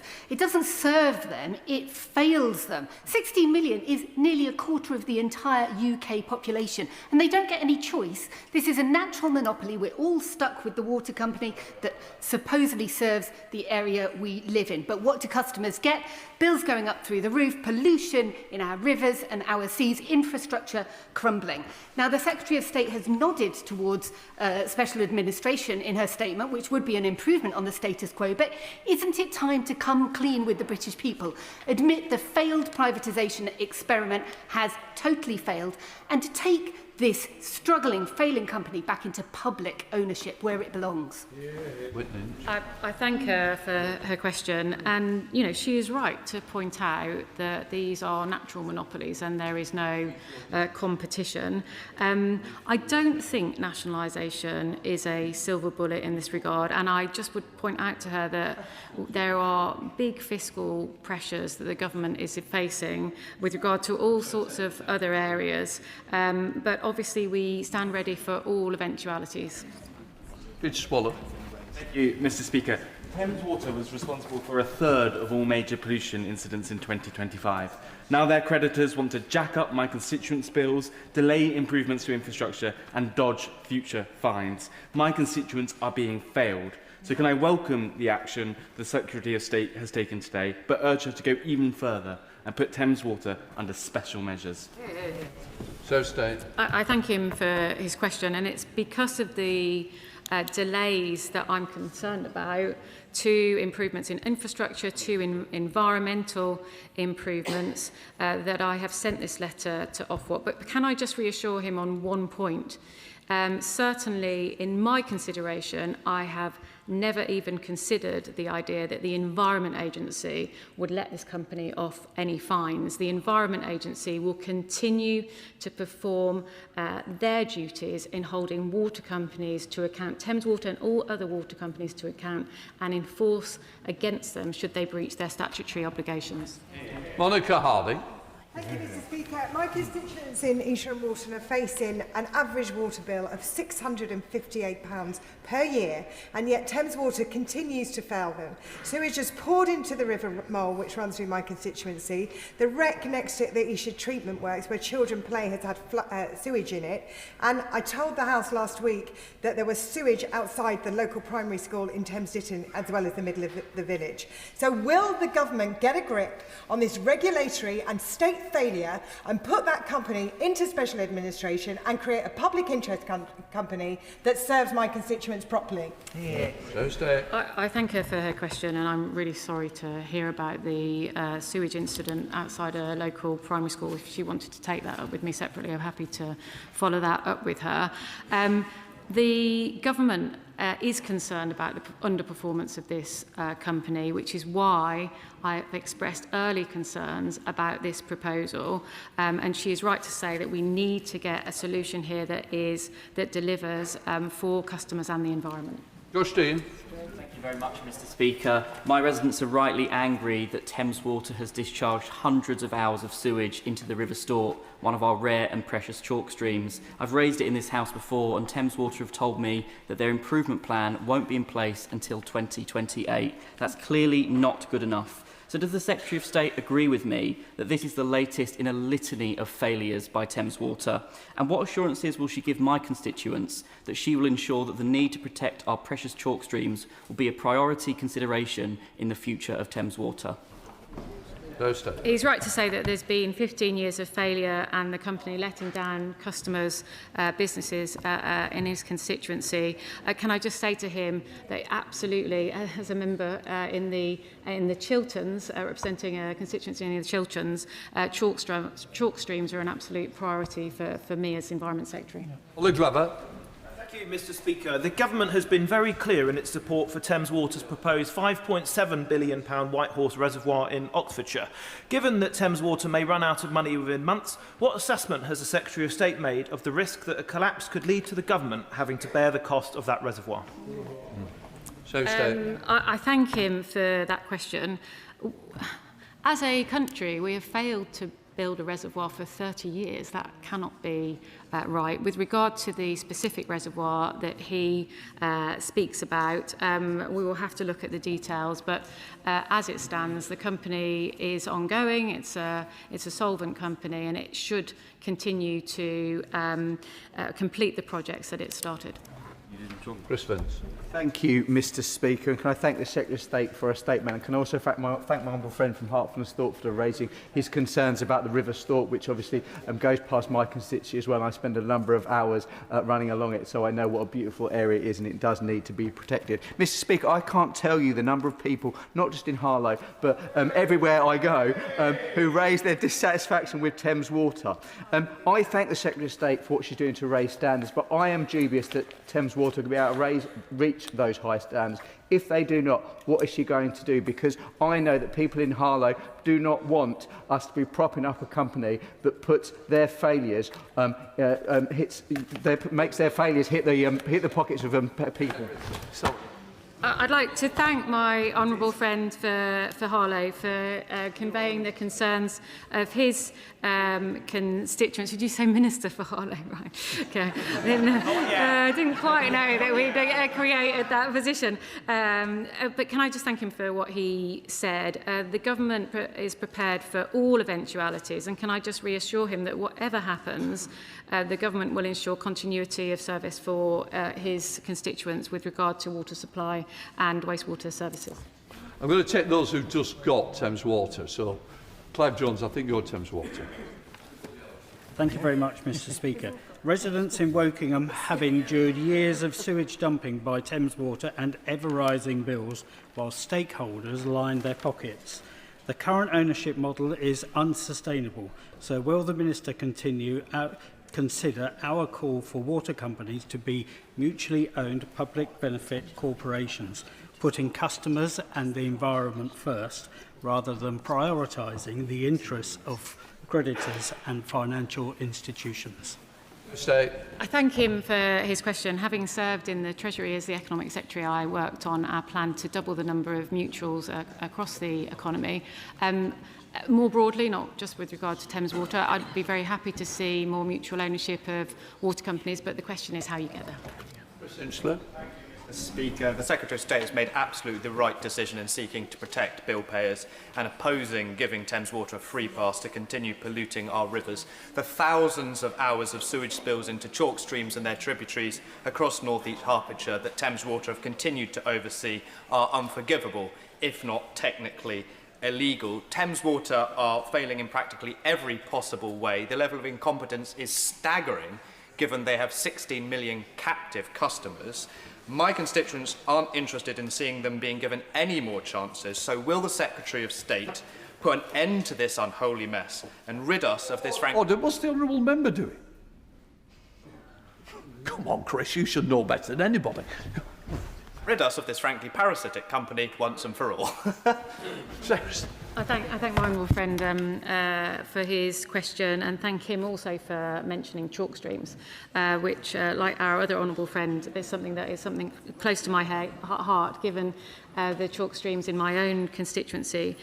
He's right to say that this is the biggest water company in the country, 16 million. Customers. As I've said, the government stands ready for all eventualities, including a special administration regime, and front and centre of my consideration of this issue are the customers that he talks about. Victoria. Thank you, Mr. Speaker. My very first letter as a Member of Parliament was to Thames Water, following the unacceptable thousands of hours into the River Vere, one of our precious chalk streams. So whatever the future structure of Thames Water, what guarantees can the Minister put in place that the environmental obligations will be strengthened rather than weakened? Well, can I first say that, as I said to a previous question, the Environment Agency, regardless of how the situation develops, will continue to investigate pollution incidents and enforce and make sure they take enforcement proceedings against any company, including Thames, who are involved in pollution incidents. Miller.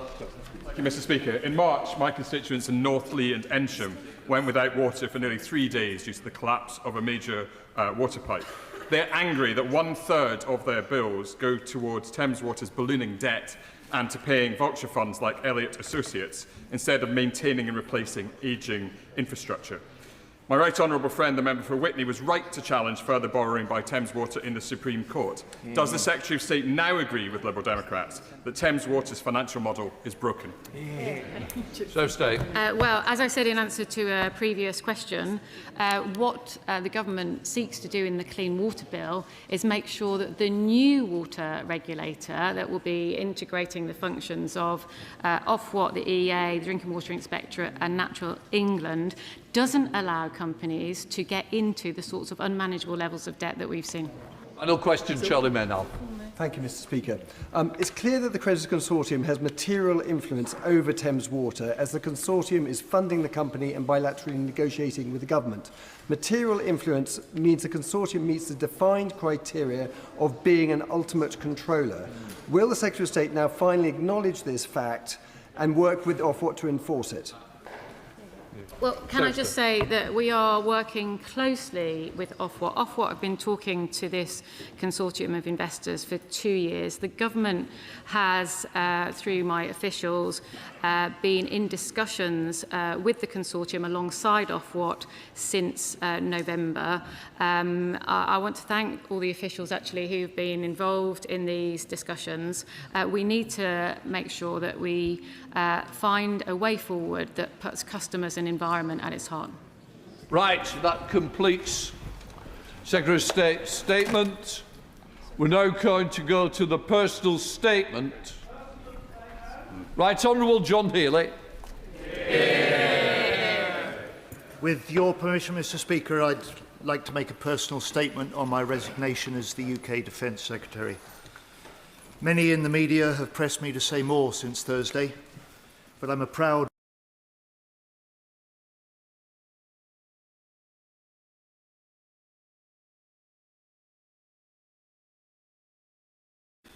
I took the decision to resign with the very greatest regret and reluctance. I continue to be certain about this decision. In time, I believe it will be seen as necessary in securing the future of our armed forces and of our alliances.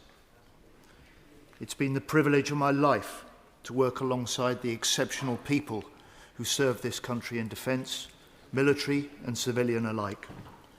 They work 24/7, so often unseen. They are the very best of Britain. Yeah. They and the new Defence Secretary have my fullest support. Yeah. Mr. Speaker, I've been a Labour MP for nearly 30 years, a Labour member for 45 years, a trade unionist for longer still. It is my family, literally. Jackie, my wife, worked for Labour HQ. We met at a union conference. 2 weeks later, we were engaged. We only ever wanted...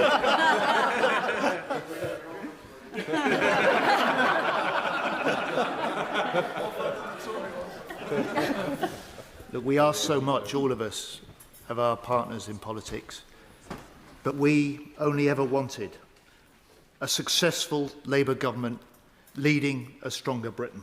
And my decision last week was about our country, not career. I loved the job. I won't miss going to bed with 3 phones or 3 a.m. phone calls. And I'm proud of what we've done in less than 2 years as a Labour government. We stepped up international leadership for Ukraine. We've raised defence investment 3 years earlier than anyone expected. Won record defence export deals. Given the armed forces their biggest pay rise for 20 years. Brought 36,000 forces family homes back into public ownership. Yeah. And we've signed major defence agreements with Germany, Norway, France and the European Union. Delivering for defence, delivering for Britain. Yeah. And the Prime Minister has led this drive, rightly earning respect at home and abroad. He and I jointly commissioned the first of its kind strategic defence review, which has set the vision to transform our armed forces, to make our military more war-fighting ready, better able to deter. And we've been doing exactly this in the 12 months since the SDR was published. Delivering in a different way. Investment with deep reforms to get a grip of budgets, procurement and delivery. Investment so that every taxpayer's pound works twice. Once for national security and once to back British industry, create British jobs. Investment in new defence tech, drones and AI that draw lessons from Ukraine for our own UK forces. And I will always seek cross-party common ground on defence, but I won't let the Conservatives forget their record in government or the hollowed-out legacy they left in our armed forces. Mr. Speaker, since the SDR, we've seen the world changing still faster, with threats increasing and demands on defence rising. Conflict in the Middle East, new NATO missions in the High North, the US moving forces away from Europe, intensifying attacks in Ukraine, and increasing Russian aggression towards the UK. NATO has now said we must prepare for war with Russia within the next 5 years.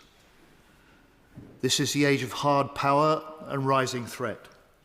This is not the moment for calibration or incremental change. This means bigger politics, bolder priorities, harder choices. And Britain's challenge now is the transformation and the rearmament of our armed forces. The Prime Minister knows what the country needs for defence. He spelled out the threat this month when he said, "It is our intelligence assessment and the assessment of other countries in NATO that there could be an attack by Russia on NATO as soon as 2030. So Britain must set the headmark of spending 3% on defence in 2030 and a clear path to 3.5% in 2035. The commitment all NATO nations have made to each other and to their people. And I believe this would command wide cross-party support. Mr. Speaker, our predecessors in this House experienced what happens when deterrence fails. Our predecessors in this House entrusted us with institutions like NATO that they created to keep us safe. We don't choose the circumstances in which we serve or the responsibilities that fall upon us either in this House or in government. And it's the duty of our political generation now to ready Britain for the uncertainties of the years to come. And the decisions that we make in the months ahead will be judged by those who follow us. At this dangerous time, I see the current defence investment plans falling well short of what is required. A rise of 0.08% from next year to 2030, no date for reaching 3%, no path to 3.5%. By 2030, well over half of NATO members will be spending 3% or more. And when allies are looking for British leadership, we must not fall behind. When NATO needs European nations to step up, we must not fall short. Our adversaries don't follow timetables set by the Treasury. I appreciate how hard this is for Cabinet colleagues, and I'm very grateful to those who support what's required. But not all needs to be done by cutbacks elsewhere. There are credible ways of meeting the mid-term funding challenges, working multinationally, and as other nations in Europe are doing. That could allow us to protect the ability to deliver our Labour missions across government. Beyond this, Mr. Speaker, we need a bigger view of national security. It's not just the job for defence or the agencies. Every department has a part to play in national security and national resilience. From energy to transport to health. Security must run through the government like letters through a stick of rock. And security must be felt in the communities right across Britain, reversing long-term decline and bringing new jobs and new hope. For now, Jackie's just grateful I no longer carry 3 phones in my bag, although I do still have my bottle of HP sauce. We now come to the next personal statement. Al Cairns. Mr. Speaker, with your permission, I'd like to make a speech on my resignation. I want to start by echoing the remarks of so many in the House on the 10th anniversary of the death of Jo Cox. Whilst I did not know Jo, I know what she stood for. Her unwavering commitment to equality has left a lasting legacy, and her words still ring true. More in common than divide us. Still true and still worth fighting for. I'd also like to pay tribute to my right honourable friend from Rochester and Coningsburgh. This is the second time I have followed you this week, and it's a privilege to do so. Last week I resigned as a Minister for the Armed Forces. It was an exceptionally difficult decision. I've never quit anything in my life, and my mother will confirm that. She tried to get me to quit the Marines for 24 years, but she failed many times. But I spent those 24 years in uniform. I served in operations around the world. I commanded men and women in combat and carried responsibility for their lives. I buried friends and stood beside families receiving the worst news imaginable. So when I accepted ministerial office, I did so with a simple purpose: to serve those that serve us. I remain grateful to the Prime Minister for the opportunity to do so. I thank my ministerial colleagues, the individuals on this side of the House, civil servants, and above all, the servicemen and women I have had the privilege to represent.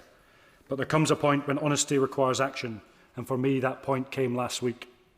As honourable members know, I came into politics for one reason, and that was to enact change. But to be able to work out where you're going, we must realise where we have come from. The Labour Party I joined is one that was chiselled out of the mines of the North East. It was hammered out of the shipyards of Govan, Liverpool and Belfast, and it was forged in the factories of the Industrial Revolution. Calloused hands, sore backs, people who did a hard day's graft and asked for one thing in return: a government that has their back. That's the tradition I serve in this House, and it's the tradition that shaped that decision I took last week. And I resigned for several reasons.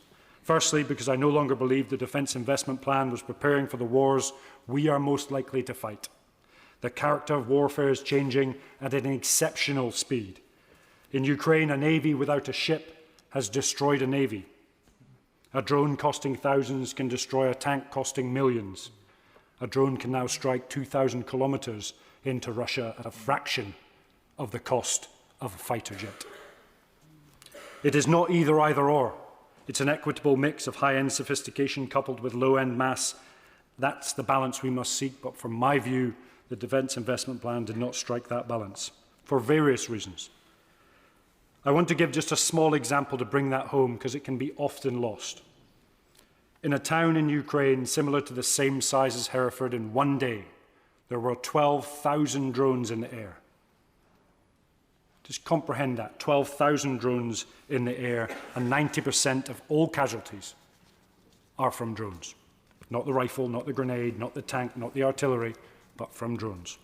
What will it take? I asked the House, what will it take to realise these figures are not fiction? They're not an embellishment of the truth, but a hard fact born out of the blood and the steel of a hot war. That is the maths of modern war. Millions of drones against high-end sophisticated systems that deliver late with huge levels of inflation and, importantly, cannot be reproduced at the pace required to sustain a conflict against a major adversary. What will it take to learn this lesson? Do we need to rerun the snatched Land Rover? Do we need to rerun the lack of body armour? Do we need to rerun the lack of protected vehicles in Afghanistan that I saw impact men and women in the front line? We do not, and we should not. Moreover, as the clouds of war darken Europe's border once more, do we need to learn the lessons our forefathers learnt in World War II or indeed the Cold War? This isn't about individual items of equipment or bespoke defence funding lines, but about preparedness, about unity of purpose, prioritisation and national resilience. We are no longer packaging up our military to deploy to a foreign field, but being ready to fight from here, fight from the home base, for democracy, for the right to self-determination and for European security. The reality is we are spending too much time preparing for last year's war, not tomorrow's. And I urge the House to push for transformation, push hard and push for delivery this side of 2030. Secondly, because even if the plan had been right, it was not adequately funded. I do not lay all the blame at number 10 or number 11. We failed, I failed to make that conversation and that argument. But national security and economic security are not competing priorities. They are the same priority. A country that cannot defend itself will not stay prosperous for long. Put simply, a country that cannot defend itself will struggle to protect its prosperity. And thirdly, I left because I could no longer ignore the continued failure to address the treatment of our veterans in Northern Ireland. It's a difficult issue, and I cannot describe how difficult this fight has been. Whatever the view people have of the Troubles, a country owes a duty to those it sent into harm's way under lawful orders. That duty does not end when that uniform comes off. The Labour movement was built on a simple idea, that the people who do the hard work this country asks of them deserves the backing of the state in return. Too many veterans have carried uncertainty for too long, while others have benefited from political accommodations that were never available to those who served, and I could not reconcile that with my own understanding of duty. But, Mr. Speaker, in slightly more detail, the IRA failed to achieve its political ends through the use of terrorist tactics. We must be exceptionally careful that we do not help them achieve those ends through other means. Constant, never-ending legal wranglings that undermine the contract between the nation and those that serve is neither a good use of taxpaying money nor an effective execution of strategy. Inquests, inquiries, and an independent commission creates a hierarchy of truth. It will cost us hundreds of millions for 15 years. Painting the state as an aggressor, supporting our adversaries, political objections and causing untold anguish for those that only ever deployed to protect us. We have neither the political capital nor the resources to spare for this unjust journey. In broader terms, in 2026, security means more than military strength alone. It means secure borders, secure energy, secure jobs, and secure communities. It means knowing that if you work hard and contribute, one unexpected bill will not push your family into crisis. It means knowing your children will have opportunities you did not. These things are connected. They absolutely are. The cost of living is shaped by conflict thousands of miles from here. Hostile states target our infrastructure, our supply chains, our democracy. Energy security shapes economic security. Economic security shapes social cohesion. And importantly, above all else, social cohesion shapes national resilience.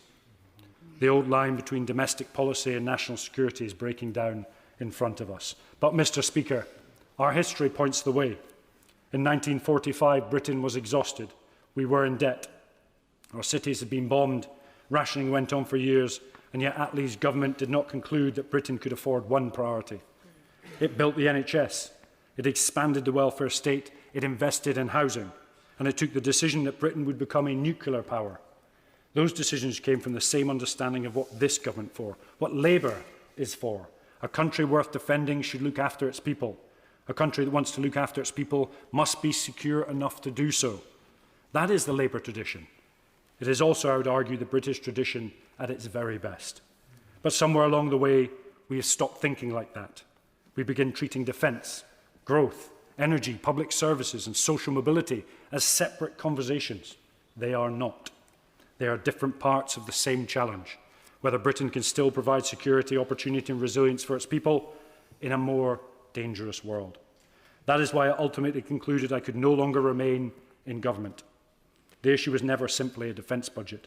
It is whether government was moving with the urgency the moment demands. We know nearly 1 million young people outside education, employment or training. We know poor mental health costs this country hundreds of billions. We know our armed forces needs modernising. We know our adversaries are becoming more aggressive. We know our energy system remains exposed. We inherited a mess, but the population is fed up of pointing the finger. They're looking to us for courage, clarity and conviction to make the changes at scale and, importantly, the speed that the nation requires. But, Mr. Speaker, I've seen what our country can do. I've seen it in uniform. I've seen it in the communities across the nation. I've seen it on these benches where we are at our very best. The talent, the ideas, the passion, the courage, it's all here. Indeed, we have it all. I resign because I believe Britain and this Labour government can deliver. I believe we can think longer term. I believe we can act earlier. And I believe we can once again build a country that provides security in the broadest sense of the word. Security for our nation, security for our communities, security for our working families, security for the next generation. That is the debate I'm confident this resignation has started. Thank you. Yeah. We'll let the front benches change over.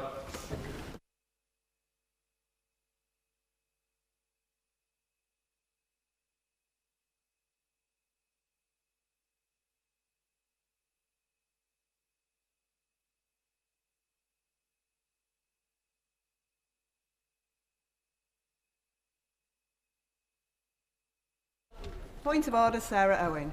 Thank you, Madam Deputy Speaker. In February, the Women and Equality Select Committee concluded an inquiry into the health impacts of breast implants and harmful cosmetic procedures.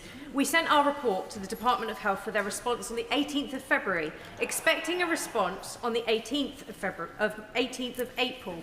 We're 4 months on from sending that report.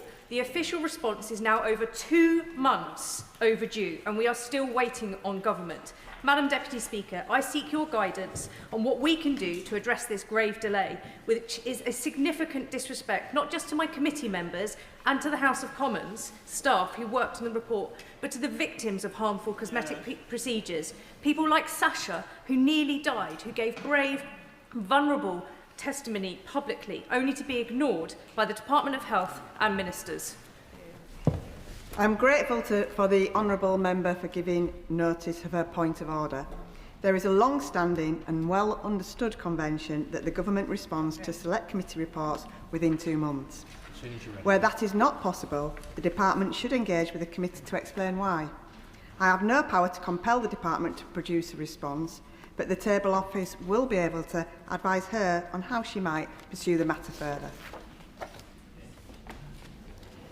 The clerk will now proceed to read the orders of the day. Cybersecurity and Resilience Network and Information Systems Bill, as amended in the Public Bill Committee, to be considered.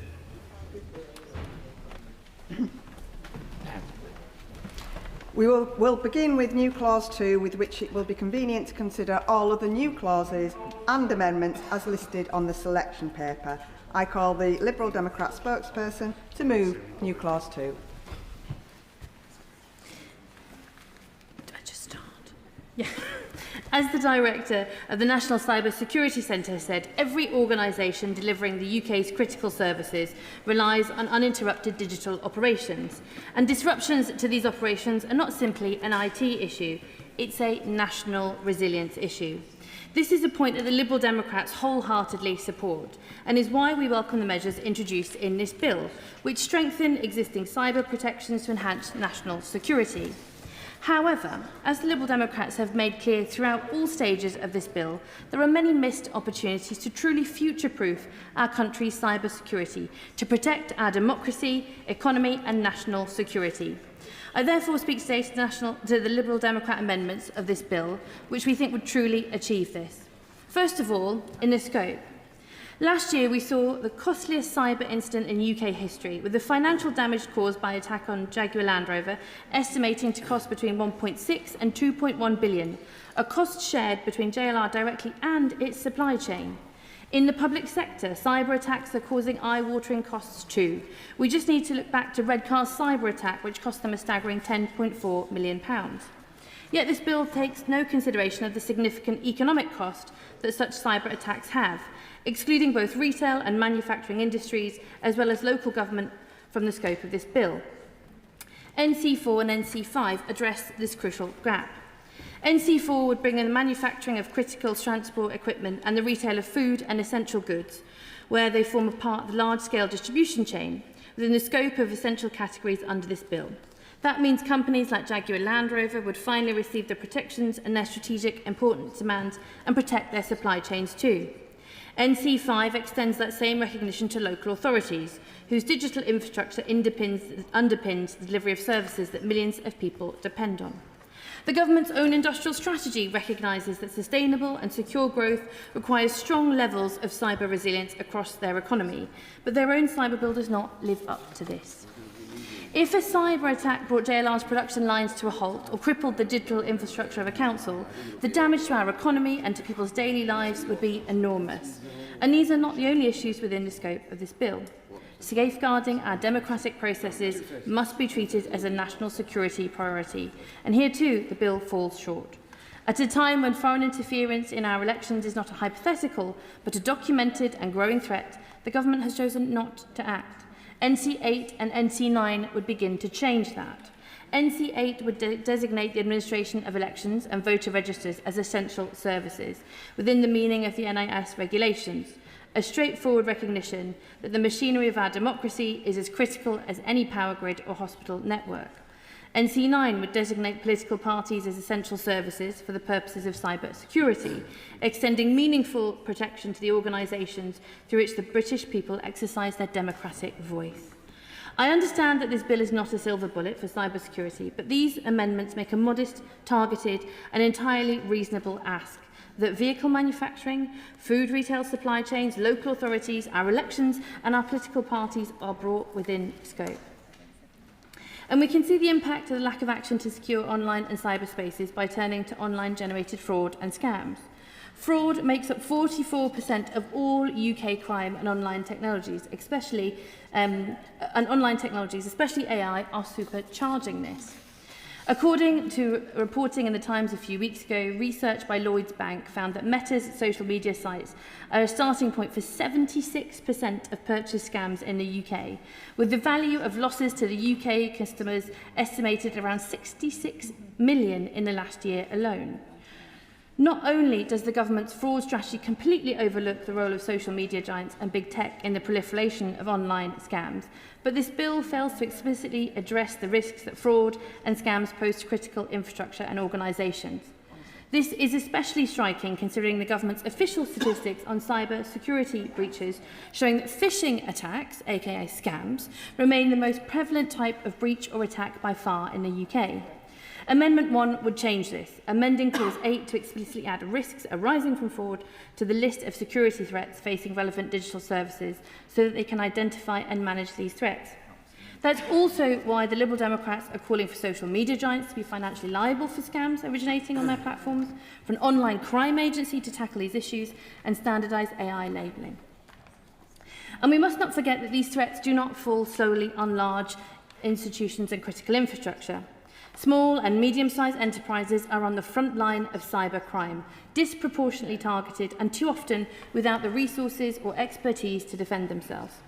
Many of the businesses caught up in the supply chains of our critical industries and exposed to the fraud and cyber risks I've described are SMEs, and yet there are no provisions in this bill to help potentially under-resourced SMEs cope with the increasing threat of cyber attacks. NC2 would require the establishment of a dedicated cyber security support services for those businesses. For the Liberal Democrats, backing British small businesses means making sure they are not left to face these threats alone. The Liberal Democrats have also tabled a series of further measures that would make this legislation fit for purpose over the long term. A law is only as good as its enforcement, which is why we're pressing for board levels of accountability for cyber resilience under NC10, regular proportionate testing of systems under NC11, and more frequent government reporting every 3 years rather than the 5 under Amendment 2. Last week at London Tech Week, when surrounded by experts across the industry, one thing became clear. We think technology is moving quickly now, but with the growth and development of AI, Madam Deputy Speaker, this is the slowest we will ever see change happen again. And that is why we need this framework to evolve, which means reviewing the security risks posed by foreign-linked critical suppliers under NC3, modernising the outdated Computer Misuse Act under NC6, and assessing whether regulators have the resources they actually need to do their job under NC7. These are not radical tasks. They are basic conditions for a cyber security regime that works today and will continue in the future. But there is one amendment that cuts to the heart of this bill and what that should be about. One that asks the fundamental question about Britain's place in a contested digital world. It is the question of digital sovereignty. Because all of the protections we have discussed today for our industries, our democracy, our small businesses mean very little if we do not answer first who controls the digital infrastructure on which all of them depend, and question that at every critical level of the stack that we have critical control over that. This is something echoed loudly by the industry itself. A study by CIVO, a UK sovereign cloud provider, found that 83% of IT decision makers in the country worry about the impact of geopolitical developments on their data sovereignty.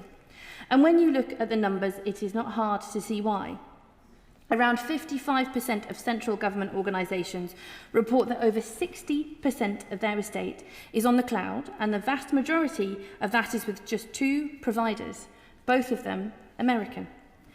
We have handed the keys to significant parts of our national digital infrastructure to foreign corporations, subject to foreign laws and exposed to foreign decisions entirely outside our control. This includes our public services. The Liberal Democrats are alarmed at the NHS's growing reliance on complex, opaque digital systems set up by Palantir. With Palantir's background in security and surveillance, that marks a divergence from the traditional relationship between the NHS and firms with specialised medical knowledge. And the procurement process for the federated data platform awarded to Palantir in 2023 is worryingly opaque. We are pleased that the Science, Innovation and Technology Committee has called on the government to exercise the break clause, and we also call on the government to use this break clause and provide a clear timeline for Palantir's removal from the NHS. Even Karp and Zeminska from Palantir themselves said, "The limits of soft power, of soaring rhetoric alone have been exposed. The ability of free and democratic societies to prevail requires something more than moral appeal. It requires hard power. And hard power in this century will be built on software." Now, just look at Anthropic. Last week, they launched their new AI model, Claude Fable 5. Almost as soon as it was launched, the US government intervened, shutting it down for foreign nationals, both inside and outside the country. Let me put that more clearly. Anthropic closed access to its tools under direction of the US government. This is a wake-up call. The reliance on the technology that fuels our economy and underpins our services shows we desperately need a sovereign digital strategy. Fable 5 may have just been a feature that only launched for about a day, but imagine if this had been powering processes and public services when it was suddenly cut off by the US government. Crucially, this is also about backing British tech as well as working internationally. A collaborative sovereignty would make us stronger partners globally. That is why we've tabled NC13 and why we'll be urging this House to vote in favour of it today.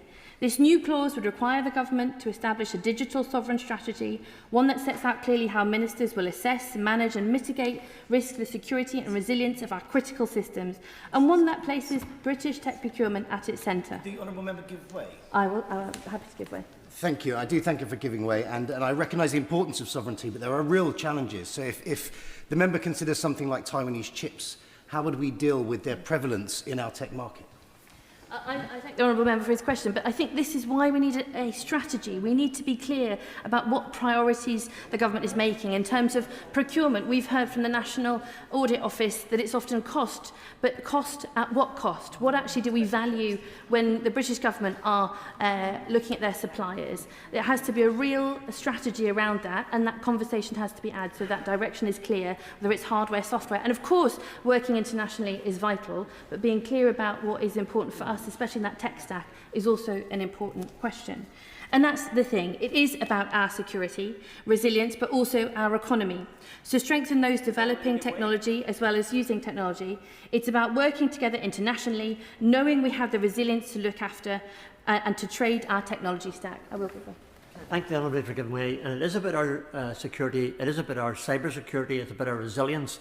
It's about the fact that Belfast, for instance, within a 3-mile radius of Belfast, we have some of the best cyber security resilience in the whole of the United Kingdom. It's about that.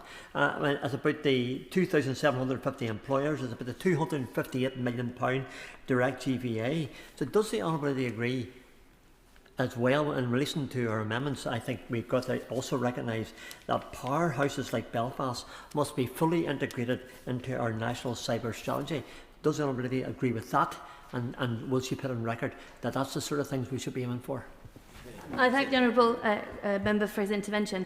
And absolutely, this is the thing. Across the United Kingdom, including in Northern Ireland, there are incredible tech firms and British tech firms, many who have said to me that we are they're procured by other governments and around Europe, around the world, but yet they find their own British government is not using their services or getting the value out of that British technology here, developing our skills, jobs. So absolutely agree with that. We also welcomed the government's hardware strategy announced last week, which at least acknowledges the importance of British procurement. But acknowledgement is not a strategy. NC13 would make it one. And I am pleased to say it's drawn support from across this House. In an increasingly unstable world, the case for British digital resilience, British technology and British sovereign capability has never been stronger. And so I urge members to support this and vote for this clause today. Madam Deputy Speaker, cyber security is no longer a technical matter confined to server rooms and IT departments. It's a question of national resilience, economic strength and democratic integrity. The bill before us takes important steps, but important steps are not enough in today's digital age. With these amendments, we have the opportunity to close the gaps, broaden the protections and build a framework that is genuinely fit for the digital age. Thank you. Security support for SMEs. The question is that new clause 2 be read a second time. I call the Chair of the Select Committee, Dame Chionwara. Thank you, Madam Deputy Speaker, and it is a pleasure to follow the member for Harpenden and Berkhamsted. Now, I would like to start by making 2 relevant declarations of interest. I worked for the Office of Communications before entering Parliament, and I am currently a Fellow of the Institution of Engineering and Technology. And Madam Deputy Speaker, you may have heard me mention on occasion that I was an engineer before coming into Parliament.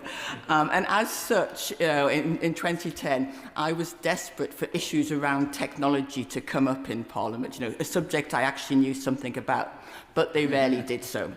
In the intervening 16 years, however, things have changed.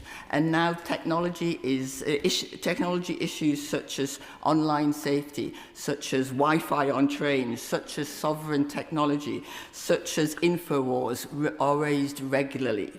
I welcome the increasing role of technology in all our constituents' lives, but this must go hand in hand with rigorous cybersecurity to protect against threats from both state and non-state actors. As I highlighted in my speech at second reading of this bill, currently the UK's only cross-cutting cybersecurity legislation is that inherited from the European Union. The previous Conservative government failed to update these regulations, leaving us working under an outdated framework. So I really welcome this bill, which seeks to expand the scope of existing cybersecurity regulations to new sectors, strengthen the role of regulators, and grant the government new powers to respond to the threats posed by cybersecurity breaches. We are only as secure as our weakest link, but I'm afraid we still have a number of weak links left. Cyber attacks are having a real financial impact on the UK and are happening at an increasing rate. Last year, according to the Institution of Engineering and Technology, cyber attacks cost UK businesses an estimated £64 billion annually, with 37 billion in direct costs and 26 billion in indirect costs. And last year we also saw the well-documented cyber attack that hit Marks and Spencer's, which left shoppers unable to buy online from the company for months. The company's profits were almost wiped out, down from 390 million to 3 million for the first half of 2025. Now, as a Sparks card holder myself, I was unable to use my card for 6 months, and I fear I may have contributed to those figures. This brings me to my first amendment, New Clause 20, which seeks to designate retail businesses as an essential activity, bringing it in within scope of Part 3 of the bill. Retail is the UK's largest private sector employer. It holds large amounts of consumer data. It relies often on dated IT systems. Yet, as I noted during the bill's second reading, the existing scope of this bill would not have prevented or even impacted the attacks on Marks and Spencer or Jaguar Land Rover, despite the significant disruption they caused to our constituents and our economic activity. Indeed, in November, the Bank of England cited the cyber attack on JLR as a factor in its decision to hold interest rates. So while I do believe that the government's plan to promote the new cyber governance code of practice to improve preparedness in sectors like retail is welcome, voluntary measures alone will not deliver consistent adoption of good cyber governance across economically significant sectors such as retail. So according to the government's figures, only 9,680 Cyber Essentials Plus certificates were issued to small and medium-sized businesses between November 23 and October 24. There are an estimated 6 million small and medium enterprises in the UK. So this is not going to address that challenge at the rate at which it needs to be addressed. And I welcome the amendment from the opposition benches to bring retail businesses within the scope of the bill, but I am concerned that it might be too extensive in bringing small and medium-sized businesses into its remit and placing an unnecessary or a disproportionate burden on them. So the revenue threshold of £12 billion within my new Clause 20 provides the necessary specificity to ensure that only large retail businesses, including Marks and Spencer's and Jaguar Land Rover, would fall under the expanded NIS Regulations 2018. This would lead to faster incident reporting, responses and customer notification, and this would be alongside stronger powers, including to deal with non-compliance. Now, turning to my second amendment, new clause 18, and we have already heard the concentration of the UK's public sector data within a small number of US-owned providers, Amazon Web Services and Microsoft Azure specifically, presents a structural risk to national resilience. Indeed, combined, AWS and Microsoft account for 70 to 80% of the public cloud market, according to the Competition and Markets Authority.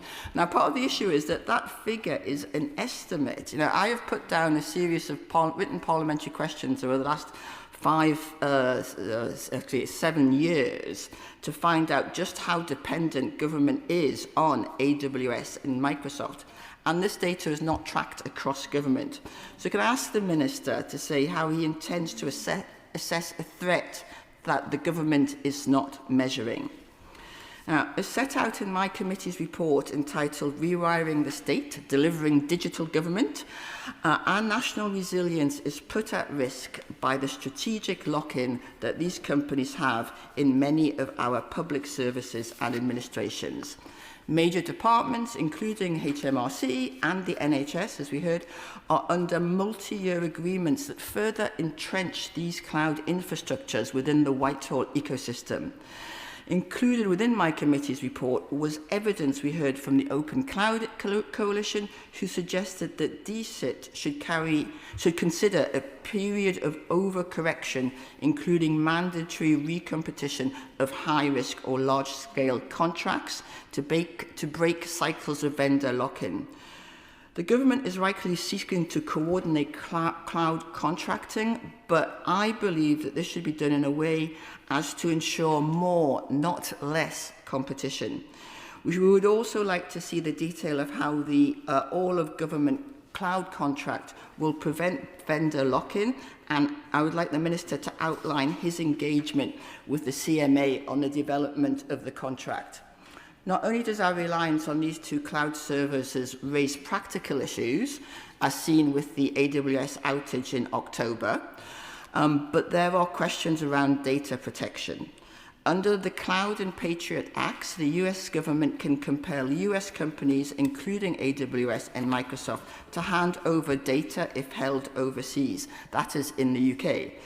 Now, I'm aware that the Minister may reference our sovereign hosting capability, Crown Hosting, but it only hosts 4% of government legacy services. Would the Minister please outline how the government intends to ensure protection that the public sector makes better use of the services provided by Crown Hosting? Could he also set out how to ensure the government's digital transformation ambitions cannot be derailed at any time by a decision based on the narrow interests of a foreign commercial or state actor? Now, the Minister may choose to argue that this is highly unlikely, but I would point him to the recent decision of the US government to withdraw access to Anthropic Fable 5 model from foreign nationals. Now to my final amendment, new clause 819, which calls on the Secretary of State to conduct a review into the risks provided by foreign state ownership or control of providers of cellular Internet of Things modules. Now, Madam Deputy Speaker, I do always like to mention that I was the first Member of Parliament to speak about the Internet of Things in my debate back in 2011. Having, as I already mentioned, worked in technology as an engineer, the threat posed by cyber attacks on the Internet of Things was very real to me from the start of my parliamentary career. Indeed, in 2017, I wrote an article highlighting the threat of cyber attacks on sex toys in a vain attempt to raise the profile of this issue. Common Internet of Things modules, or IoTs, are widely embedded across telecommunications and other critical national infrastructure, as well as in consumer products. In telecoms, SIMs underpin interoperability, monitoring, configuration, and automation in complex multi-vendor networks, including those supporting cellular IoT at scale. While SIMs do not directly control networks, dependent on foreign manufactured SIM-enabled software and tooling poses risks relating to resilience, security and sovereignty. Chinese attempts to corner the global market in SIMs could have significant national security implications. So embedded in cars, when they're embedded in cars, they transmit the location, route, and even passenger video. And I do not, I hope, need to elaborate on the implications of them being switched off or turned to hostile uses. I'm very happy to give way. Very grateful to her. She was very prescient then, and it's got worse. There are lots of talks about Downing Street's cars under the previous administration being searched for IoTs. We know about this huge import from bad actors, which is really where we should be worried, such as China and other countries, and that they also know that many of these contain kill switches in them, which would have devastated some of our industry in generating energy, which would be a disaster. But she's right to have raised it and to continue to raise it now. Thank you. I'd like to thank the Right Honourable Member for his intervention, and he does well to remind us that the impact of hostile action with these SIMs, such as turning on a kill switch, would be devastating across multiple sectors, potentially the consumer sector, but also security, automotive, transport, finance, and that is why it is so important to consider it. And I would particularly like to draw the Minister's attention to the list of the US's Federal Communication Commission, so that's their equivalent of Ofcom, their list of equipment and services covered by Section 2 of the Secure Networks Act. Now, this list dictates what technology is legally permitted to be authorised for import and sale in the US.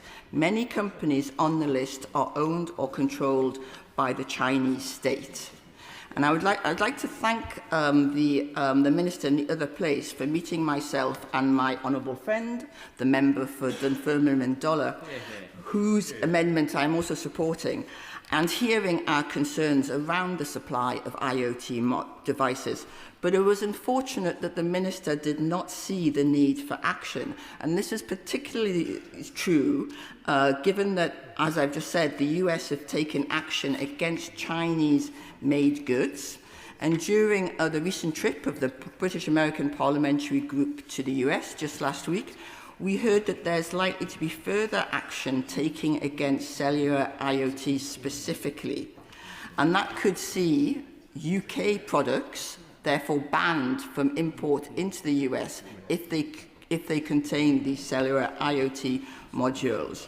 And we've seen a rapid growth of those devices across, as we talked about, transport, but also energy, water, important to mention, and also health, really important. I'm concerned about the ability of our domestic British businesses to export into the US, given these restrictions, as well as the impact on our security. So I would be grateful if the Minister could set out whether he is looking into this concern. So, in conclusion, Madam Deputy Speaker, as was eloquently emphasised in the personal statements made by the recently resigned Secretary of State for Defence and Veterans Minister, the first duty of government is the security of its citizens. That is true when it comes to our armed forces and our defence in the real world, as it were. That is also true when it comes to our security in the virtual world. And those two overlap so much more than in the past. I welcome this bill, but I have real concerns around the need to bring retail businesses such as M&S under within its scope. The concentration of the UK's public sector data within a small number of US-owned providers and the implications for technology sovereignty which it raises, and also the risks posed by foreign state ownership of providers of cellular Internet of Things modules. I hope the Minister will address these concerns and deliver the cyber security and resilience our constituents deserve. Yeah. Sir Ian Duncan-Smith. Madam Deputy Speaker, it's always a great honour to follow the Honourable Lady, who talks common sense most of the time she gets up, which may be one of the reasons why she's still on the back benches. It's not much achieved. It's not much. If we listen more to those who know something about things, we'd obviously be better off in this Parliament than talking as though we know things, which is invariably wrong. And it is the greatest threat that we face, that bad actors out there are using now this level of technology to get across countries like the UK, but other countries as well. But we somehow here, and it's not a party political point, both governments have failed to face up to this to the degree they have, which is why this bill is welcome, but it's not everything, as she says. It's because we think we can treat the bad actors as though they were normal actors in a commercial sense. But you have a country like China that is using slave labour to undercut markets, that regularly puts IoTs into cars that are manufactured and gets away with it in a way because we need them, we think, more than they need us. And that's the big problem. So she's right to raise it, and I congratulate her for yet again making an excellent speech. Now, Madam Deputy Speaker, I beg to move in due course my amendment on anti-refoulement to the Cybersecurity and Resilience Bill. The reason I do is because it's a good bill, but there are bits missing and others skated over. And I think this is one of the areas that we will come again and again to regret that we haven't done more about this, which is essentially British citizens abroad ending up under the rule of governments that do not believe in the concept of freedom in front of the law, or for that rate anyway, a fair trial as part of that process of habeas corpus, which is, as I say, an English common law right that has gone around the world. So this amendment of mine seeks data sharing with jurisdictions that cannot a fair trial should be prohibited. This maintains the current legal approach, which generally restricts sharing sensitive information outside the EU. And currently information shared of type enabled by Clause 6, which is in the bill, is prohibited outside the EU. So Clause 6 is weaker than what is going on in the European Union. And I say Clause 6 paves the way, sadly, for such sharing rather than restricting it. This amendment seeks, therefore, to prohibit information sharing to places where the Secretary of State believes that a fair trial simply cannot be obtained. It requires the Secretary of State to consult civil society, human rights experts to identify jurisdictions, universal, not just China, although China is a big player in this, where the right to a fair trial cannot be guaranteed with all decisions subject to mandatory annual reports to Parliament. And that is important. Parliament should be part of this and make decisions about whether it agrees with the government. Now, Beijing is a very good example, has frequently used seemingly legitimate criminal complaints to target dissidents. And Clause 6, if unamended, therefore raises transnational repression risks rather than solving them. The amendment is necessary, I believe, to close that loophole in the bill that currently fails to anticipate politically motivated requests from such totalitarian states. I often say that we should stop speaking about countries like China, Russia, Iran, North Korea as authoritarian states. They are not authoritarian states, they are totalitarian states. Why do I say totalitarian? Because everything in those countries is owned and run by the state. Authoritarian states are often dictatorships, etc., but they're not the same. They are brutal, nasty, but this is a complete system. And so this is about totalitarian states. And Clause 6, I'm afraid, is predicated upon helping other governments obtain justice. The argument of the amendment is that, quite apart from the TNR risks, justice as we understand it cannot be served in a country where there is no essential rule of law, no right to a fair trial, and a judicial system which serves the party. It is a matter of pride, I often say, that perhaps the greatest gift that this country has given to the world is the concept of freedom in the face of the law. And that is the point I made earlier. Habeas corpus came from English common law and dominates so many of the free world's thinking. I mean, it wasn't until the 1970s that some countries in Europe actually practiced habeas corpus. So it wasn't just a case that it was produced by Britain, but also owned by many other countries. And that is what at risk here, and we should be the greatest defenders of that right to a fair trial anywhere in the world. Now, let's just take a few of these countries, for example, as to why this is needed. Let's look at China. Requests were made by authoritarian states, totalitarian states in this particular case, as has been the recent pattern, for example, regarding Interpol notices. This is what happens a lot. The People's Republic of China and other countries have a troubling recent history of very significant transnational repression, hounding dissidents in the UK and cloaking their political persecution in superficially legitimate criminal charges. The PRC is not alone in requesting information on political opponents in the UK. They do it a lot. We can confidently speculate that China will make request of the UK should this bill be passed almost immediately. Let me look at the single biggest case that confronts us in China at the moment, Jimmy Lai. He is a British citizen. I cannot tell you, Madam Deputy Speaker, how endlessly in debates, even under the last administration, we had to fight to get the government to state that he was a British citizen, not a dual nationality citizen. He was a British citizen, proud to be British, had been British all his life, only ever owned a British passport, had never been a Chinese citizen with a Chinese passport. And so the Special Rapporteur on Torture, Alice Gill Edwards, in her 2024 and 25 reports, specifically flagged concerns that evidence obtained through torture is still widely admitted in Chinese courts.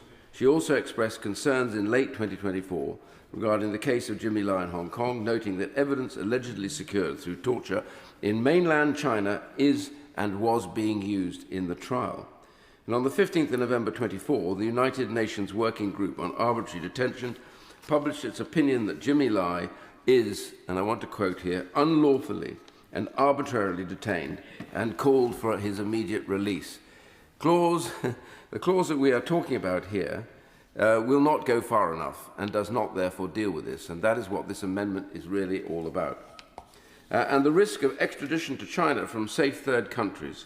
Currently the UK does not have a bilateral extradition treaty with the People's Republic of China and suspended its bilateral extradition treaty with Hong Kong, something that many of us were calling out for at the time in 2020. In 25, proposed changes to the Extradition Act 2003 would allow cooperation between UK and Hong Kong authorities on a case-by-case ad hoc basis. And the trouble with that is it begins to open that door. The risk of sharing NIS data is not confined to the physical removal of individuals. It also poses a profound threat to national security, the safety of the diaspora within the UK. How often have we heard about that? These totalitarian states do not only seek to extradite dissidents, they seek to silence them through transnational repression and to compromise the UK's own digital resilience.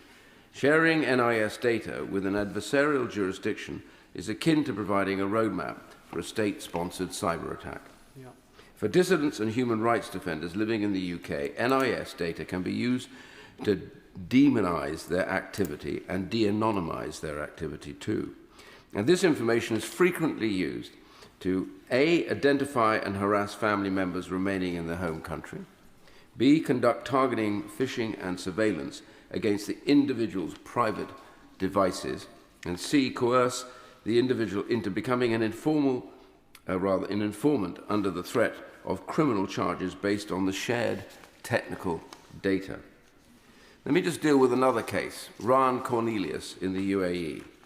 Ryan Cornelius is yet again a British citizen who has been arbitrarily detained in Dubai for 18 years, despite well-documented evidence of an unfair trial and inhuman treatment. Ryan's detention has been found arbitrary by the UN Working Group on Arbitrary Detention. His case arises from a high-profile financial dispute involving loans connected to a major Dubai development project. Although he and his associates had reportedly complied with restructuring agreements with the Dubai Islamic Bank, he was arrested without warning, transferred by plainclothes officers to a police facility where he was held incommunicado, denied access to a lawyer and subjected to aggressive interrogation. During this time, he was coerced into signing documents in Arabic, a language he does not understand, under a false premise that this would give him his release. Mr. Cornelius's trial proceedings were marked by violations of his right to a fair trial. He was not provided with an interpreter, could not understand the proceedings, while the appointed lawyer did not speak English, rendering effective communication impossible. In 2011, Mr. Cornelius was convicted and sentenced to 10 years imprisonment and ordered to pay $1 billion in penalties. He served the full sentence without the routine reduction for good behaviour, despite being a model prisoner, further underscoring the arbitrary and punitive nature of the detention and the profound deficiencies in the judicial process against him.